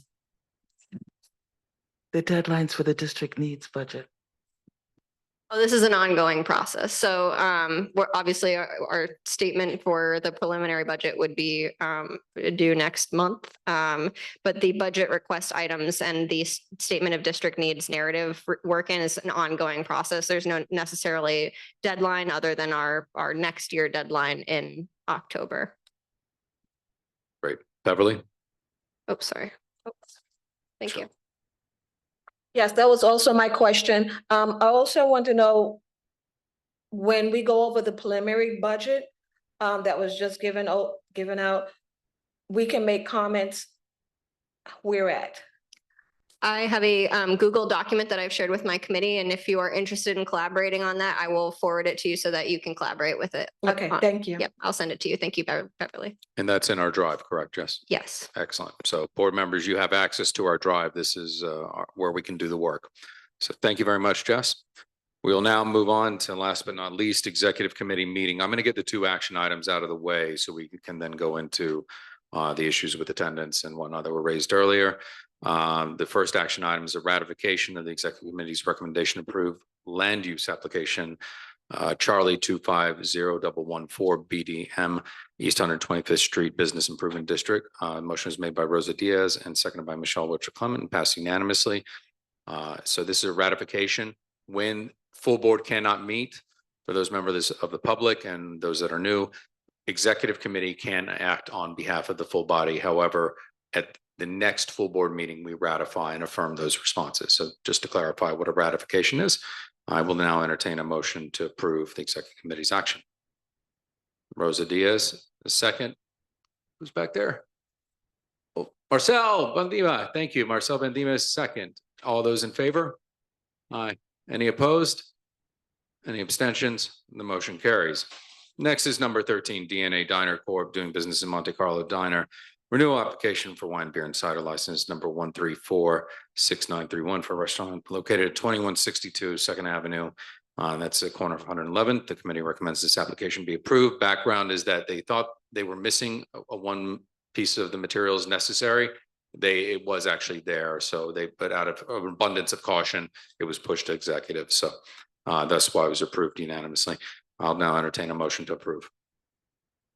I'll give Michelle this one and then Christina second. All those in favor? Any opposed? Any abstentions? The motion carries. Let me just pull up. So we had a very good executive committee. Oh, yes, Beverly.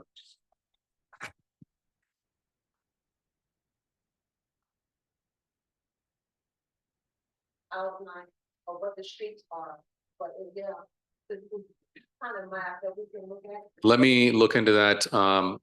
Yeah, so the question was, is there a physical map either one can pick up or on a website? So we will get an answer to that. I could probably talk to Carrie King and the others, but I'm sure there is one that's online or one that is being developed for online, but for all, yes. Oh, yes, thank you. So if you go into the meeting materials, thank you for that reminder, Angel. You'll go into the hyperlink that's on if you got the email. So you go into that this is Save Trees paper. You're going to go into that, click on that link. It will open up into the meeting materials and you'll be able to find that information there. So, yes, correct. All right. With that, we'll then go into our executive committee. I want to say thank you to all of the committee members who showed up on time. We actually began the meeting at 6:31 p.m. So I want to say thank you to everyone who showed up on time and led by example. A lot of the announcements were already covered earlier, so I'll cover over that. We went over our draft agenda and then we covered the committee chairs and responsibilities. This is something we approved and voted on last year. Things like minutes being in on time, we have to do that per open meetings laws and per the law in general. Communication, making sure you're keeping your vice chair of your committee looped in, the board leadership, and in this case, the chair and vice chair of the board. If it's an attendance issue, keeping the secretary looped in as well as the chair and vice chair of the board. We also talked about different things like impartiality, going out into the field, meeting with others who we may not necessarily agree with or have taken positions opposed to, but actually having that dialogue and sitting down. A lot of what we've seen, and this has been helpful, is opening up the sphere of influence and how we can actually engage with our city and state agencies. We also had a discussion on what I would coin as soft and hard skills. Hard skills are more what are in the document, and soft skills about way we manage relationships. And we're going to touch on that more a little later. I do appreciate the robust conversation. Everyone contributed a lot. I want to applaud everyone who participated. The big elephant in the room was attendance. We've clarified over and over again. I appreciate Nilsa's and Asher. Thank you very much. We get the work done in committee. We can't get it done if we don't have quorum, and Asher's committee has suffered for loss of quorum. People showing up late, leaving early, not showing up, not communicating. So we went through that entire list And again, clarified in the meeting, you can see for the record, per our bylaws for removal, you have to make 2/3 of our meetings. So that's about 10. So if you miss 4 for full board, you're up for removal. We are required to sit on 2 committees. If you miss, you have to make 2/3 of all those committees. If you miss in totality, more than that, so 4 on each, then you're up for removal. So that's the only time there's an aggregate. This is something we covered. There is a member, we will be having a hearing in February and to assess whether or not to remove this individual. But as per our bylaws, there is a removal process and we're following it. So Ashley, yes, please.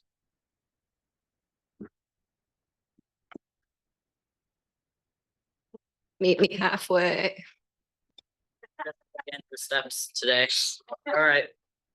2 questions, because I just want to question and a comment. Are we still going to be, because I thought we decided also we were going to bring in the people who have crossed that threshold. It wasn't just the one person. Am I losing? I thought we said we were going to bring in everyone who crossed that threshold. I'm not saying to call out names right now, but that's also what we discussed. Also, I just want to emphasize, like I said, in executive, and I'm only going to say it here because it applies to everyone. Please, just out of respect, if you do have to leave early, make that known because like Michelle said, she lost quorum because people left early. So it's something that needs to be said. Thank you, Asher. So the first question is, we discussed that, but they hadn't met the threshold for removal. We talked about aggregate. We did discuss it in December. We didn't say we were going to bring them in. We said we would contact them, and Rosa has contacted those individuals. So that's the first thing. And as for, so it's both committee. It has to be 2 committees, or they miss 4 full board. correct. Because I feel like we need to make that very clear because we keep hearing different things. So just I'll say it again. There are 2 ways when it comes to attendance. You miss 4 full boards, or you miss an aggregate 4 on each of your committee if they meet 10 times per year, which most do. So if one person on one committee reaches 4, they still are not up for removal. It has to be both of the committees. Correct. And that was clarified at executive. Yeah, I read it into the record during the meeting. And I'll read it right here. I have it pulled up and then I'll go to Nilsa. So that everyone, it is real quick, guys. I know this sounds pedantic in the removal of members. B1 AV, which is members shall attend no less than 2/3 of the total number of meetings of all committees on which such member is a member in any 12-month period. So of the total number of meetings. So if they miss, for example, if you have 10 meetings in 2 committees, right? Youth and education is 20, correct. If you miss a total of 8, that's the aggregate right there. However, what we agreed to was to have Rosa contact and reach out first. So we initially in December talked about calling them in, but then we shifted gears in January, and she has done that initial contact. And we also too removed 3 members who had missed 4 or more on one particular committee.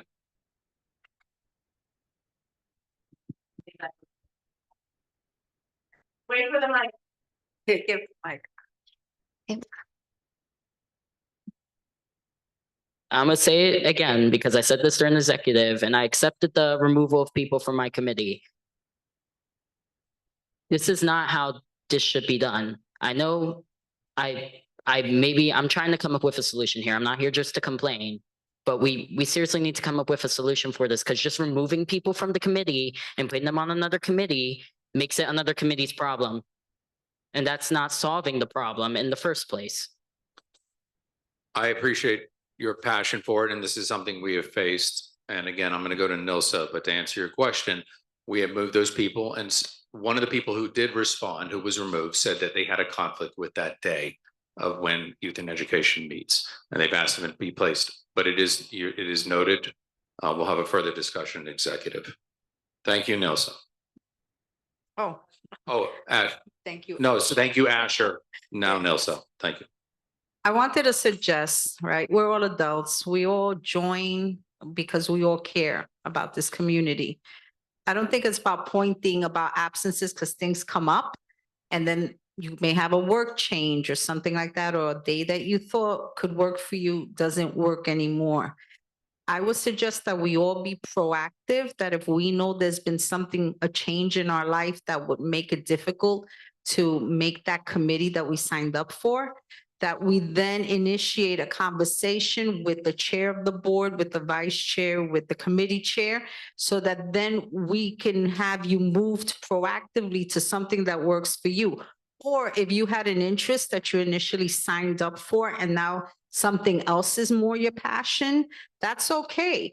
Just let them know so that they can move you, because what's happening is we also lose credibility when we have people come in to do a presentation and there's not enough people there, or they're waiting for a long time, or they have to leave.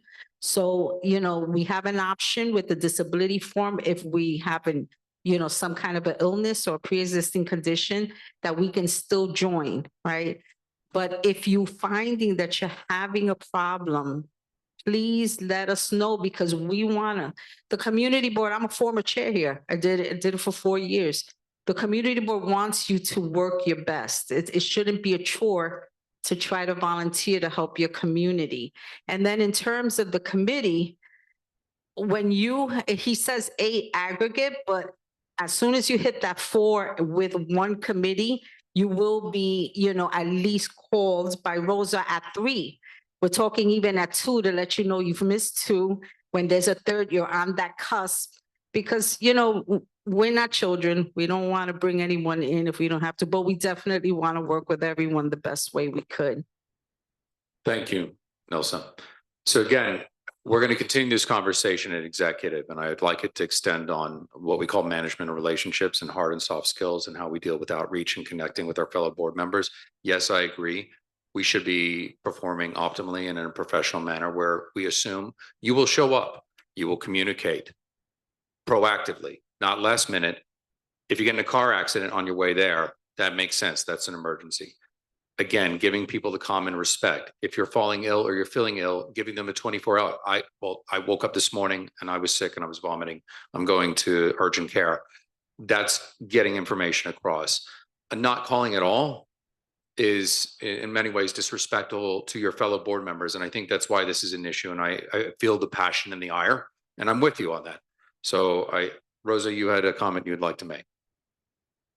Yes, thank you for everyone. We also discussed in executive that you will be notified if you've missed 2 meetings from your committee chair. They will notify you, say, hey, you've missed 2. What's going on? Are you okay? How can I help you? And now I will notify you when you have 3. Hey, you have 3. Are you okay? Is everything okay? How can I help you? Do you need to move somewhere else other than, that specific committee? Let's have a talk with the chair. And then when you have 4 absences from 2 committees, meetings, then, we'll start the process, just like the chair said. Okay, so what, Adem, and then I'll go to Mark real quick. Clarify something, because I think this is going to maybe get confusing. So you're on 2 committees. It doesn't need to be 4 and 4. It could be 6 and 2, right? It has to be 4 and 4? Oh, right. An aggregate would mean the combination of the 2. Right. So aggregate isn't one committee. That's what I'm trying to say. So it's not aggregate. So it is 4 and 4. Thank you. Okay, that's what I was. Yeah, so, but we still notify you when you've hit that threshold. The point is communicating that. Right. This is not addressing attendance, which is a whole other issue and really the big problem. But I would just suggest, if it's at all possible, try to make the number of people on a committee odd rather than even. I'm serious about this, because the reality is once it goes to even, you have to have 50% plus 1. So you actually then add an extra member has to show up to quorum, right? And you get, so I'm just saying this actually is the biggest consequence of the attendance, is for people who show up at the meetings that you don't have quorum, and you're sitting there and you don't have quorum. but it just makes it slightly easier to achieve if you don't have an even number. Yeah, Mark, your point is well taken. And in fact, I can tell you, Angel can attest to the exhaustive amount, like we will spend in counting down and like which ones have we've had issues. We've had, and Jess has been on those calls where we reviewed them. We do make a concerted effort. Or as the kids say today, sometimes the math isn't mathing. But yes, we try to keep it odd because then it's easier when you jump down, right? From 11, you just need 6.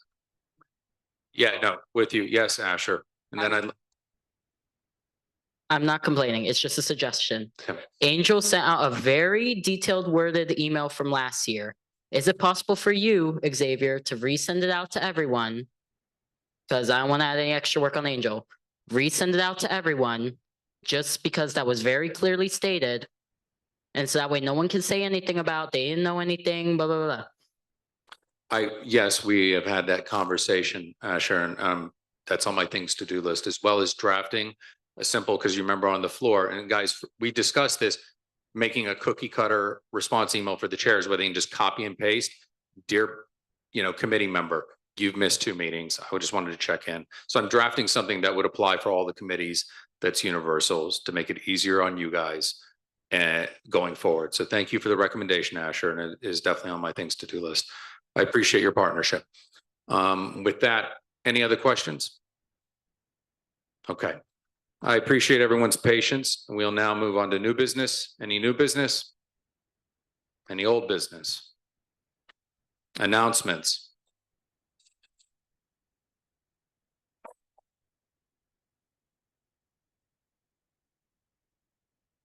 Go ahead, Malik. All right, cool. When we had these long meetings, could y'all please have some snacks for us, some water, something? I mean, we be thirsty, starving, something. Please, that's the only thing my suggestion is. Thank you. I would recommend speaking to our chair of Saving District Needs and Budget to put that as a budget request for the MBPO's office. And Mark Levine. That's where, no shade, guys. All right. Roll call, and I'll keep you in mind that CB12 is still going. So we're getting out before them. So with that, the roll call, please, Rosa. Okay, everyone, please silence so you can hear your name. Jose Altamirano. Jose Altamirano.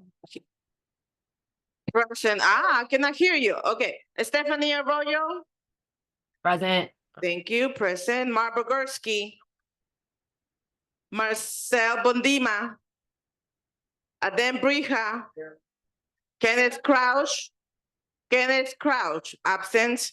Carlos Diaz. Thank you. Rosa Diaz is myself. Jessica Elliott. Thank you. Judith Febrado. Thank you. Arnice Foster Hernandez. Thank you. David Giordano. Thank you. John Green. Thank you. Pascal Hanu. Thank you. Wanda Hopkins. Wanda Hopkins. Thank you. Christina Johnson. Thank you. Stanley Johnson. Absent. Jewel Jones. Thank you. Sage Mason. Sage Mason. Absent. Malik McCulloch. Thank you. Jennifer Meyer. Absent. Jessica Morris. Present. Thank you. Nilsa Orama. Thank you. Beverly Pavon. Thank you. Samantha Pedreiro. Thank you. Claudia Perez. Absent. Valerie Ponte. Present. Asha Rodriguez. Thank you. Eugene Rodriguez. Absent. Don Sanders. Absent. Xavier Santiago. Thank you. Isaac Scott. Isaac Scott. Isaac Scott.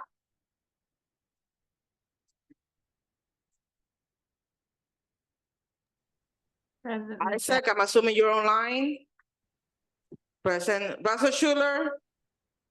Thank you. Loretta So.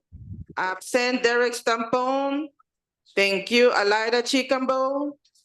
Thank you. Vincent Torres. Absent. Amarie Basket. Oh, I said present. I'm sorry. Thank you, Isaac. Jason Villanueva.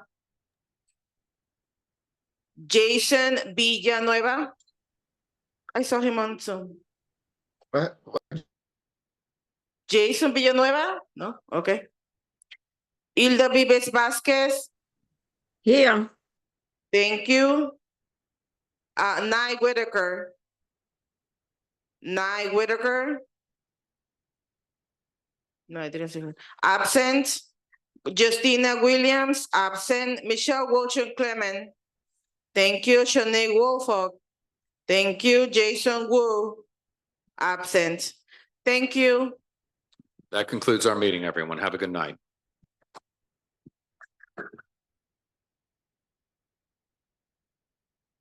Good night.